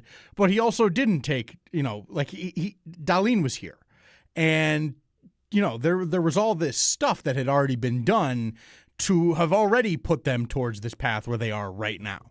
And so, does he deserve some credit for doing some of the good stuff? Yeah, but he also got fired for a reason. And that's, I think, how everybody in this business ends up. And so, is it a little more romantic or whatever you want to call it because he really had a big hand in a lot of what the team is now? Sure. But it's not his team anymore. And so do I need to give him any more credit than I'd give Tony Dungy for winning the Super Bowl with the Bucks? Right. Or whatever, Don Granato if they go win. I don't think I do. It's the same thing. It's just he's the most recent chapter in that book. So that's where I'm at on Adams. He might get another job. I think he probably will. Yeah. Maybe not as a GM at first, but a GM somewhere. I know he's in that Vancouver mix, but that seems to be a bit of a disaster up there, similar to the Toronto situation. I think he's out in Nashville. I don't think he's getting that. New Jersey already filled there. So, I could see him walking on as a AGM or a scouting, whatever, maybe, but we'll see. Zach on the west side. What's up, Zach? Hey, good morning, folks. Real quick, I just want to give you guys your flowers. Your guys' morning show, I think, is the cream of the crop in WGR. Also, Owen, you're the man. I love what you brought to the station. Big ups. So, my first point, main point, is fixing the power play. People have suggested, we should just try starting the second power play because they have produced more. I'm trying to think out of the box. Tage Thompson looks great in front of the net for the USA Olympic team. So maybe we go full river hockey. Let's put Tage in front of the net and then just have our top four defensemen as the rest of the power play. Who says no? I don't know about Tage in front of the net. Like, of all the things, he definitely has the hands to pick pucks out. We saw that in Game 1 against Boston. I've never seen him deflect the puck in my life. That's, you know what? I'm sure he has. We might have seen him deflect one Tampa game, the Tampa 8-7 game. Did he not? No, Thompson, I'm saying. Right. Thompson got a deflection on a Tuck didn't shot? Thompson tip one of Tuck's shots in there? Possibly. I don't remember. I'm not saying it's never happened. No, I didn't mean to argue with your point because I agree with you. I don't ever see him there. I just can't see that in in the bag. Yeah, no. So I shouldn't have shot that down because I do agree. I never see him doing that job. If we're talking the Sabres power play, what's the problem? Entries. That's it. It's 100%. It's 100%. 100% entries. Yeah. I don't know. Tage on the wall, on the bumper. They played him there in the Olympics, and he was good. Like, he can play that spot. Yeah. The Sabres' problem is entries. Well, the Olympic spot was not necessarily net front. That was along the goal line bumper, or not bumper, goal line on the side. So that's a different role. So that's a little different. So, but I do think moving him around will be good. Frankly, we haven't got to see if they really want to because they don't get in the zone for long enough. I said it a couple times, like, whenever the season ends, why was the USA power play so good? It's because Eichel and Thompson were both over there, and they just played catch and they ran that show from that side. Yeah. And of course, the Sabres can't get Eichel, but I think they're a skill set away on that top power play. Agreed. And to the point about maybe start the second unit, I listened to Sneaky's most recent Locked On episode, and he suggested the same thing. And he even went so far as to say, like, maybe the first unit's just a better power play unit. I don't know if I'm ready to go there, but they have performed better. And coach, thinking with my coach brain, if I was in Lindy's spot and I've tried just about everything with those guys on power play 1, I would maybe do that. Like, even if it's just the first power play, let me give them, if we get a power play in the first period, Byram, your unit go, and let's see what Dalene and Tage's faces look like. Mm-hmm. And will that be, because that's what do you have as a coach in your arsenal to motivate players? At this point in the world, the way it is, it's pretty much ice time and that's it. And so, all right, I'm gonna make a statement. You guys don't get to go first. And I even noticed in a late power play in game 1, the first unit got off fast. 45 seconds, 2 failed entries. All right, fine, we're done. And power play 2 came out for a full minute. And that's not normally the case. So I think that might be sort of a thing that Lindy's leaning on now. And I would definitely not be surprised if early in this game tonight, if they get a power play quick, if he goes, Byram, your unit, you're up. Yeah. You guys have earned it. You scored 2. These guys have only scored 1 in however long. And even the Doan half power play goal we keep talking about, what unit is that? That's 2. So just about everything they've got, aside from the Dalene one-timer on the power play, has been that second unit. So you guys earned it. Let's see it. I would not be surprised by that. 803-0550. Thanks for the phone calls. How many hours? 8, 9, 10, 9.5 to puck drop. All right. We'll get there. Eventually. We'll get there. Everyone's wondering. These days do feel really long. Who bangs the drum? Oh, the drum. Who will it be? It's taking over water cooler talk around the world. Truly. Anyway.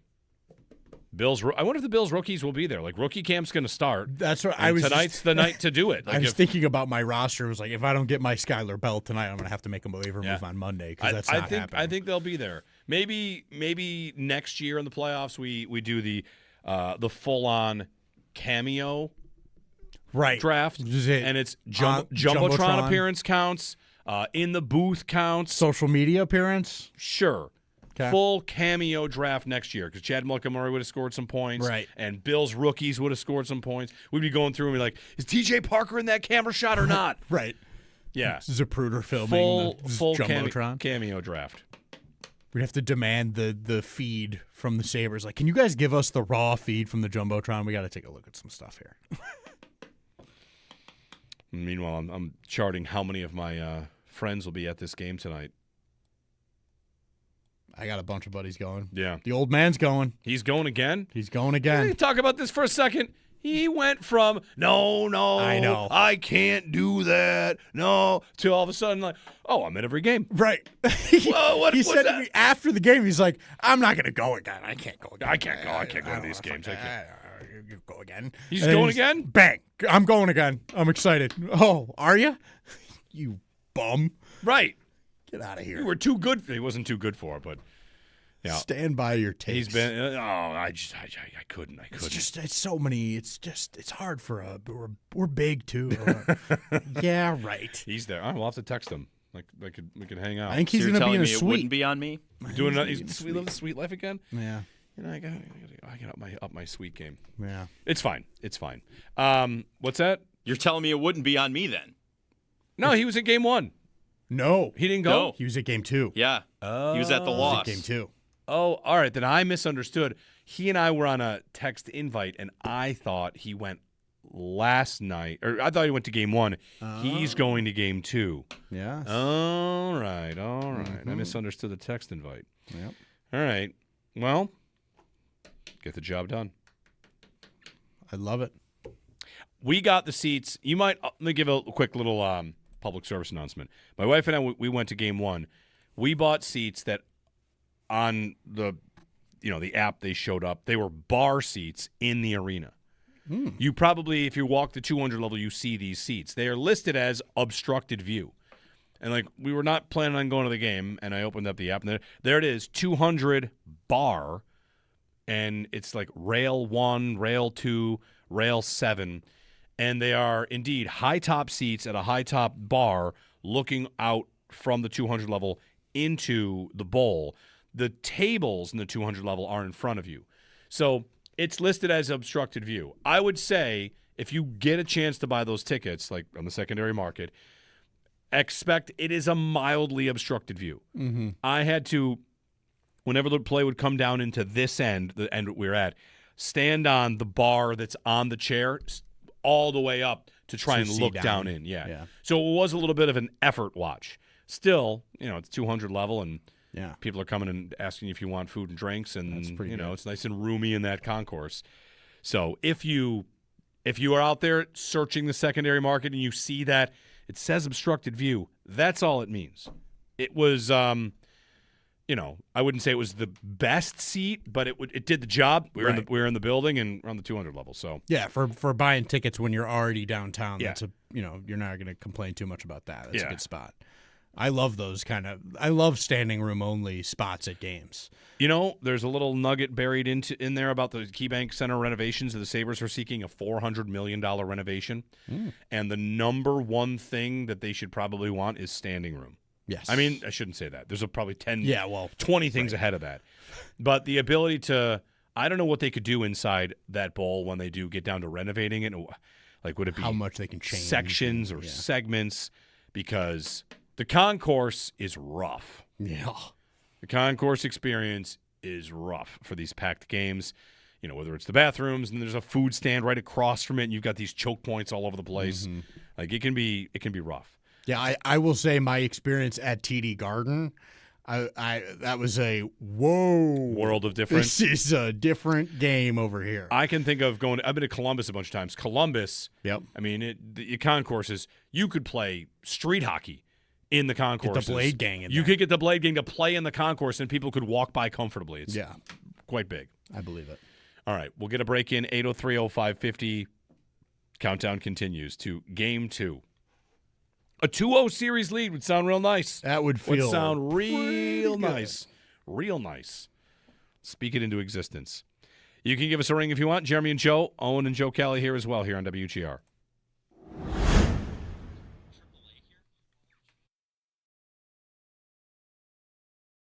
One thing about these playoffs, here we are in round 2, Game 2 is tonight. I think people have started to, if they didn't already, like the job that Lindy Ruff has done, going back to the first series, this team, they could have all these high aspirations, and they've played really meaningful hockey down the stretch to win the division. But once they got into playoff hockey, people would have reasonably wondered, what will that look like? How will they respond? What's it look like when you play the same team 4, 5, 6, 7 times? And Lindy, to me, has had a really interesting kind of approach in how he's talked about this team. After Game 2 against Boston, he was just kind of like, it's fine. Like, we're learning things. And Joe, I feel like he's doing the same, 2 things at once, where they're in the playoffs and doing everything you just said, while also teaching them how to be in this moment. Yeah, no, I think this is where bringing Lindy into this and having him lead this group has become a brilliant touch stroke, because he has all of that experience. Obviously, he's got the history here, and he knows how this city works and how this market works with things. But he also knows how hockey works. He also knows how playoff, the ebbs and flows of what the playoffs are like, works. He knows what this is going to be like. And I think that's been an important thing for them throughout the season, where this focus that they have, where it's, one day you work on what you do one day, and then when that day's over, all right, next day, let's go out and try to do the same thing, instead of, you think back to so many of the past teams where they'd win 2 or 3 in a row, and you'd see that, like that outward swagger, that like, see, we're over this now. We got this. We're going to sail. And then they lose 5 in a row, and it's like, oh man, everything's the worst. That constant roller coaster of like getting an overinflated ego and then getting it popped, and then you're just, fizzling all over the place.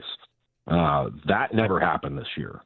That stuff got checked immediately, and I think that's Lindy.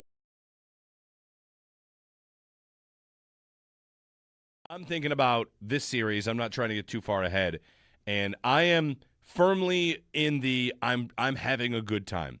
I am not cup crazy yet. And there might be like Bills comparisons here, right? Mm-hmm. If you're talking about the Bills season and it's week 12 and they're 11-1, are you Super Bowl focused or having a good time? A lot of people are just Super Bowl focused. Yes, we're having a good time, but it's almost there's a big element of none of this matters unless we get to the Super Bowl. None of this this is cool. Great. Congratulations. Oh, you beat the Chiefs in the regular season again? Amazing. Great. Not impressed.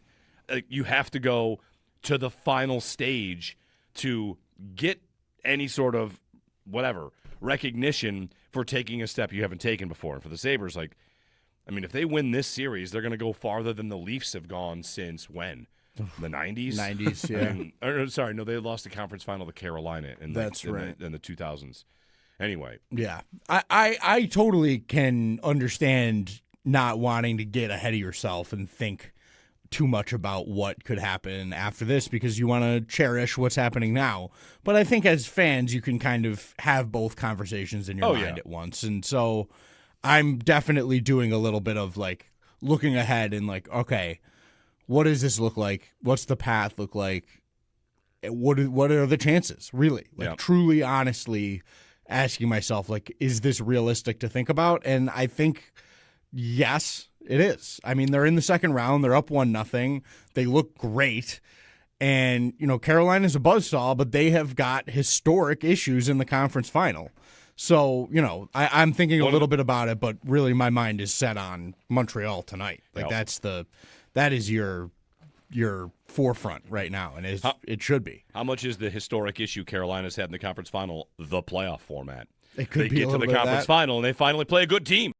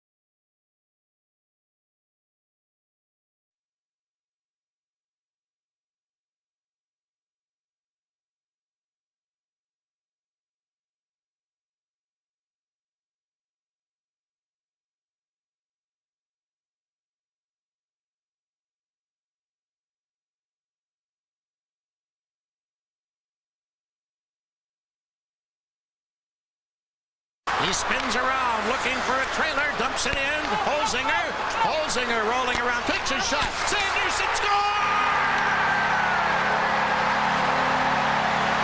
The Sandman cashes his second of the game. He does it in overtime. The Montreal streak comes to an end. 14 consecutive victories in OT. And the Buffalo Sabres do it early in the first overtime period. flashback. Meanwhile, a flashback Sabres Montreal history. This day in 1975, the Sabres eliminated the Canadiens in Game 6 of the Cup semis with a 4-3 win. Game-winning goal from Jim Lorentz. This day in 1975. How about that one, too? This day in 1998, Dominic Hasek, 5-game stretch. 2008, Penguins beat the Sabres 3-2. Forget the past. Just saw a thing, little NHL thing. Let's decide if anybody wants to argue about this. That both the Hurricanes and the Avalanche are unbeaten. The Avalanche and Canes both swept the first round, and then Carolina has 3 wins over Philadelphia, and Colorado has beaten Minnesota twice. And I would just like to say, like, it was Sam Block that wrote this. Who is Sam Block? Let me find out who Sam Block is before I get too mad about it. And I'm not that mad. ESPN. It said, we need this Stanley Cup final matchup, Carolina and Colorado. Like, well, maybe.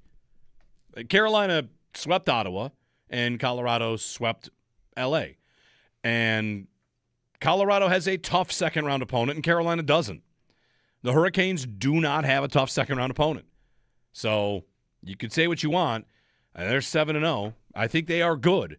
But picking them to beat the Flyers and potentially sweep the Flyers, I don't know if a sweep was even money. It should have been close. Carolina does not have a tough second-round opponent. So that's all. Like, I don't think that we need to be crowning Carolina as the inevitable Eastern Conference champ. They very well might be that, but I am not impressed by beating Philadelphia. And I think if you switched Carolina and Buffalo and the Sabres are playing Philly and Carolina's playing Montreal, that the two series might look similar. I think the Sabres would roast Philadelphia. Posted on Facebook, we see I do know that Wyatt Russell is doing another event today. Is Kurt Russell coming to this game? Ooh. It'd be a good cameo draft. Yeah. Or, is Kurt Russell just allowed to bang the drum? That's what I was just going to say. I think he yelled "Go Sabres" on the Jumbotron. 100% Kurt Russell can bang the Does drum. anybody want to make the move? Hit the music. Make the waiver move. If you want to get Kurt Russell. I don't know if he will. I don't think he's Kurt Russell's finest role is this is a tough one. Oh, there's a lot here. This is tough. Ooh, man, that is really tough. It is really tough. It's hard to say anything other than Tombstone. He's incredible in Tombstone. It's so good in Tombstone. He's in so many things that I want to say it's not hard to say anything but Tombstone because you get everything from The Thing to The Thing is he's so in good. The Thing to let me scroll down and find some of these. The Hateful Eight, Deepwater, Escape from New York. Sure. I think about Overboard, which I'm sorry, that's a cheesy movie, but I think about Overboard. Backdraft.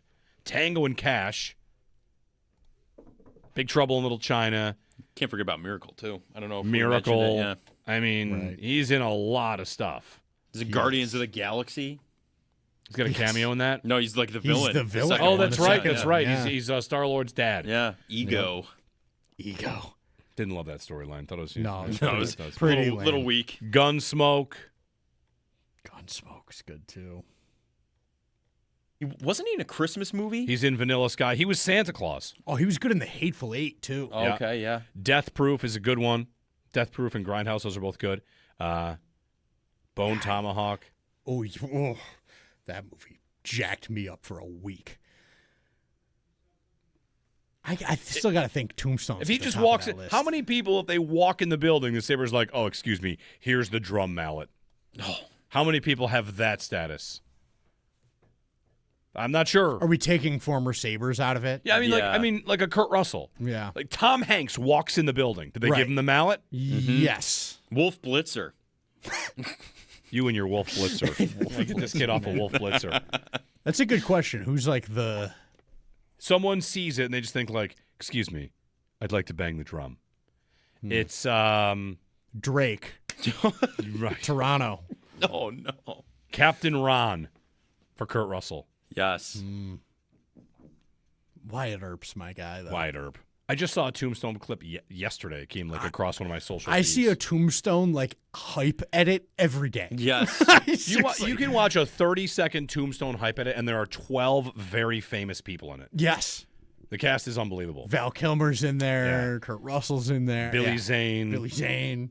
Sam, whatever his name is. That guy Sam. Yeah. Deep voice guy. Sam Waterston? No. Sam. No. Sam. Kurt Russell. Sam Elliott. Sam Elliott. Thank you. Yeah. Bill Pullman. That movie. Bill rocks. Paxton. Bill Paxton, not Bill Pullman. Bill Paxton. You want to do it? No one going to make the Kurt Russell pick? I mean, if he's coming to the game, I feel like he could. He didn't come. The last time Wyatt was here, though, he wasn't here. But the post is special guests coming to the game on Facebook, and it's the two of them. Oh. Like, Dad, you want to go? I had a great time last time. Oh, man. What else he got going on? Filming an awesome movie? I don't know. He might be. I don't see any movies in production. I don't have anybody I want to drop for the possibility of a Kurt Russell. Let me look at your team and see. Pat LaFontaine, Jason Pominville, Dominic Hasek, Danny Gare, Skylar Bell's worth dropping. You should drop Skylar Bell for Kurt Russell. All right, give it to me. Yeah? I'll jump on it. I'm going to jump on another part of that as well. Oh, we making another. Hold on. Let me guess who. Yeah. At this point, we should have a game guessing who Joe Kelly's going to pick up. Find a B. Joe Kelly's team is somewhere. Brad May, Thurman Thomas, Shane Doan. No, sorry, that's Joe. Your team is Wolf Blitzer, T.J. Parker, Chad Michael Murray, Jim Carey, and Rasmus Dahlene's fiance. Okay, we're going to keep. I don't think anyone will pick up Jim Carey, so I might let him go to the waiver. Oh, yeah, you don't think so? No, I I don't think so. It's a safe waiver claim? I'm going to let Jim Carey go. Does anyone have Wyatt Russell, his son, on a roster? No. I'm going to grab his son. All right. Possibility for a half point there if they both do it. There's no half points. No? Whoever holds the mallet. Okay. We've switched that like 3 times. Yeah, I was going to say, it was Josh Allen's family, We potentially, suck that at we were going to being split points, yeah. Well, it was RJ's family did it. and Well, I we mean, were- come on. You didn't get like 1/10 of a point for the Blade gang. It was one person. Sure, yeah. You got the full point for the gang. Yeah. Whatever. If Kurt Russell's there and bangs the drum, you don't get a point for Wyatt Russell. No way. No, I don't think so. I was saying if Wyatt bangs the drum and Kurt's just standing there. Cameo draft would be fun. Yeah, that would be fun. Bills rookies might be there. Big The roster. Miracle on Ice coach bangs the drum. That's something. Yeah. We don't even know if he's going to be there. It's like I got a text of a picture from Facebook, which, those are always very reliable. Very, you can very definitely, reliable. You can always definitely count on that. Patrick and Niagara Falls. Hey, Patrick, good morning. Hey, good morning. How's it going, guys? Good. I just had a quick question. I know you talked about it a little bit earlier, but just about the power play. I don't really understand the concept of the drop pass. I feel like you'd make the drop pass in the neutral zone. All we're doing is clogging up the blue line and making it more difficult to come in. I know we're on a positive vibe trend, Yeah. so I want to keep it positive and not talk too negative, but just overall, I don't understand the concept. I don't understand the efficiency to it. So, thanks for taking my time. I'll hang up and listen. Thanks, Patrick. So I'm not a hockey coach. I can explain it. A lot of teams have done it, do it over the years. The comparison to the screen pass in the Bills' offense is similar. Like, you get mad because you see it so often. If it doesn't work, you're mad. The idea is simply you get them to defend an entry, and then they want to stop at the blue line and defend that line. And then when you drop it, you get flat-footed defensemen who it's more difficult for them to drop a full-speed skater coming at them.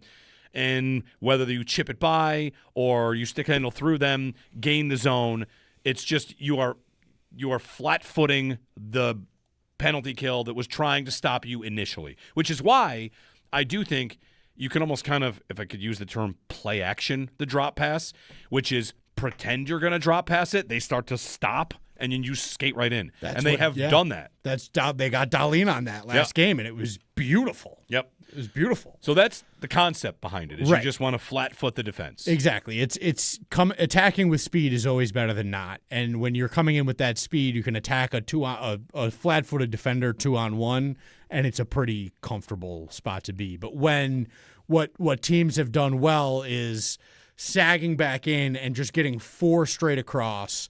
So even if you're 2-on-1ing the defender, there's another guy right there to make quick pressure, and that's where the Sabres are running into trouble. Is they'll beat the first guy, but then they're kind of fumbling around with it, trying to figure out their next play. There's another guy right there, and that's I think where they're running into trouble.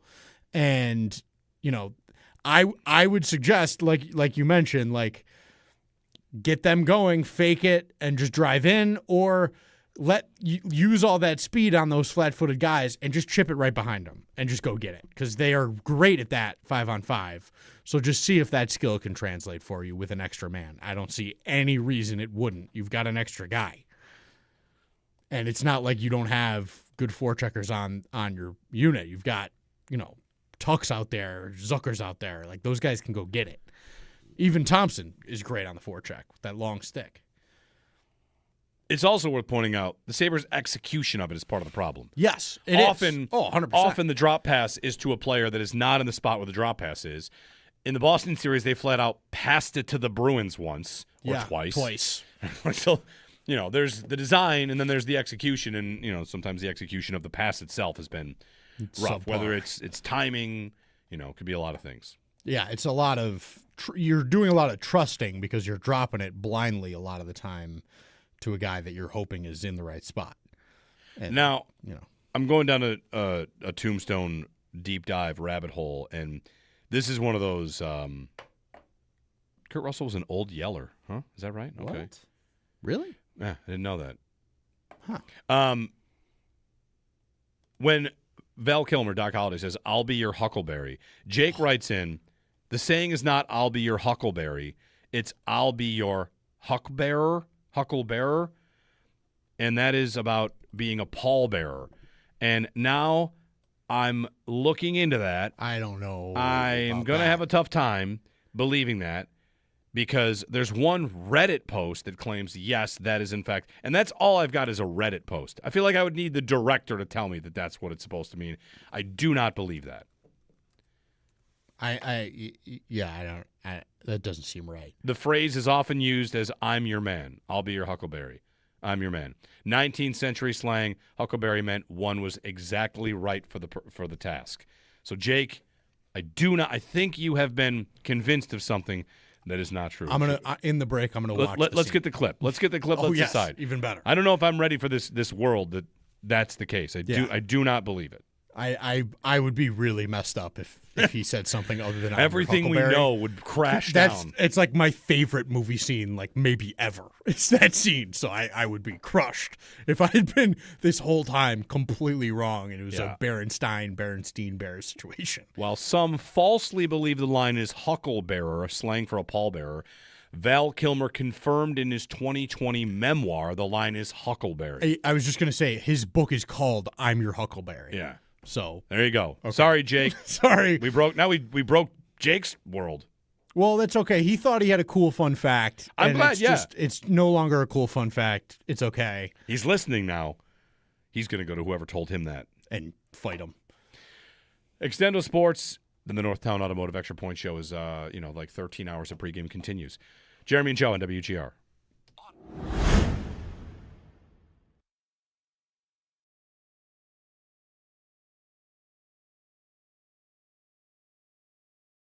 Lightning pod reluctantly noting Buffalo immediately taking advantage of cross ice passes to get past Dobish's over aggressiveness is very frustrating. Yeah. Feeling like the Lightning didn't do that. And it's game one. I watched the Sabres pass it back and forth in front of him all night. Yeah. And I thought they had him beat 5-6 times. That was the first two goals. Both Benson assists were east-west low passes. Great assists. Unbelievable plays. I mean, that is the NHL. There are ways that goals are scored commonly and not. And the absolute most common way that you can beat a goaltender is a low east to west pass. Like the blueprint is that Benson and McLeod goal. It's just like it's no shot for the goalie. Even a super hyper aggressive guy like Dobish does not have enough time to get over on a chance that's that close to them traveling that far. It's just biomechanically you can't get there. The one goal, the McLeod goal. Have you watched that again in super slow mo? Go watch it right now because I think you'll enjoy it, especially you as a former goalie. You can see Dobish looking back, and the slow-mo is he's moving this left leg like, oh, dear God. Oh, boy. Yep. I cannot get over there. And you see him kind of lean forward and, kick that back leg out because he knows all I can hope to do is get the very bottom of the net. It's like a karate kick, this thing. He's, out of his hip. And like a sidekick from that is incredible athleticism from him to even get that much over there. Yeah. That's what I'm talking about. That like he can get even just a piece of something over on almost any chance because he's an elite athlete. But he's not Superman, so he's not going to be able to get there on that play. It's just too hard of a play. So yeah, those plays are like at the absolute top of the list for what you want to be doing in the offensive to zone. that point, you'd love to do that to every goalie. Of and course. I can think, of course, like if you go back to the Sabres and Senators 05-06 when they beat Ray Emery, what'd they do? They went side to side the whole day. Yep. They carried it across, not just pass, they carried it across his crease. They would go back and forth and make him move. So I guess my question to you is this. How come you can do that to some goalies and not to others? Is it about how aggressive they are? Yeah, okay. A lot of guys like Lyon, I think if you like just by comparison, plays a lot deeper and a lot more sort of in his frame of his net.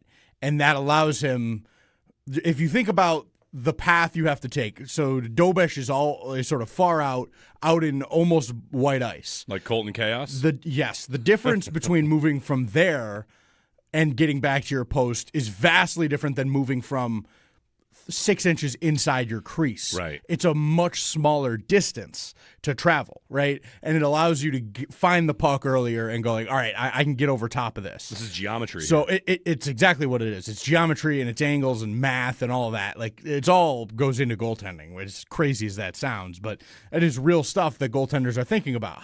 How aggressive can I get in terms of challenging a shooter while not taking myself completely out of a play across the ice? Because the more ice you take on a shooter, the more distance you've got to travel to get to the backside.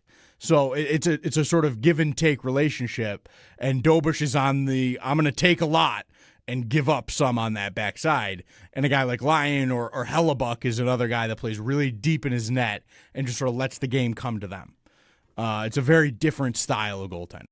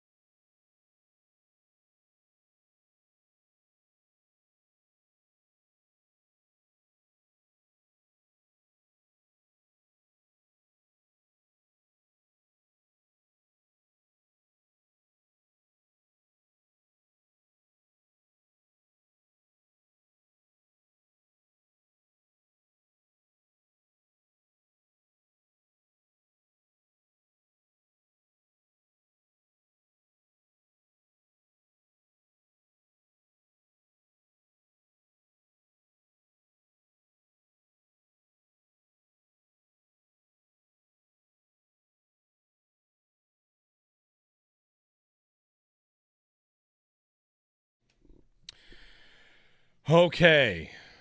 What's going on here? I'm in the YouTube chat. They're firing off about something. Who knows? Important. Never is. It's Friday. The next time we're back here, it'll be Monday, and someone will have a lead in the series. Will it be 3-0, 2-1, 1-2? Say it like that. It gets intense, right? It does. What if Montreal just won 2 in a row? Like, ooh, man. Oof. Uh-oh. Oof. Don't want that. Don't want that. Oof. I just don't want to lose another game 2. No. Win game 2. I'm cool. You win game 2, all of a sudden they have to beat you in 4 out of 5. Right. And then you're like, all right, you got a stranglehold on tough this to thing. do. It's tough to do. So I think they're in good shape. They gotta. I think I again liked Lindy's messaging post game. Like we can be better than that.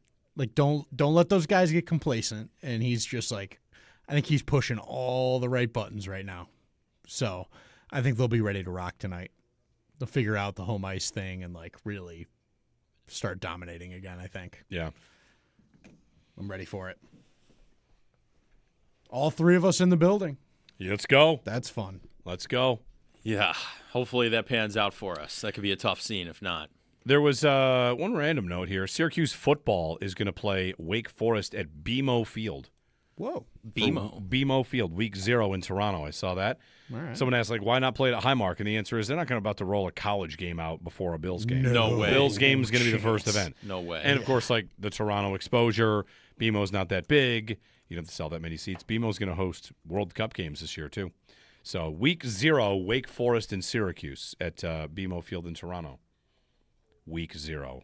It's a thing that society decided was okay to say. I know. It's week so 0. stupid. We're going to call it week 0.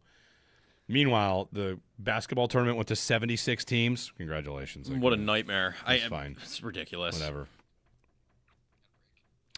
All right, everybody. Good luck out there. Go Sabres.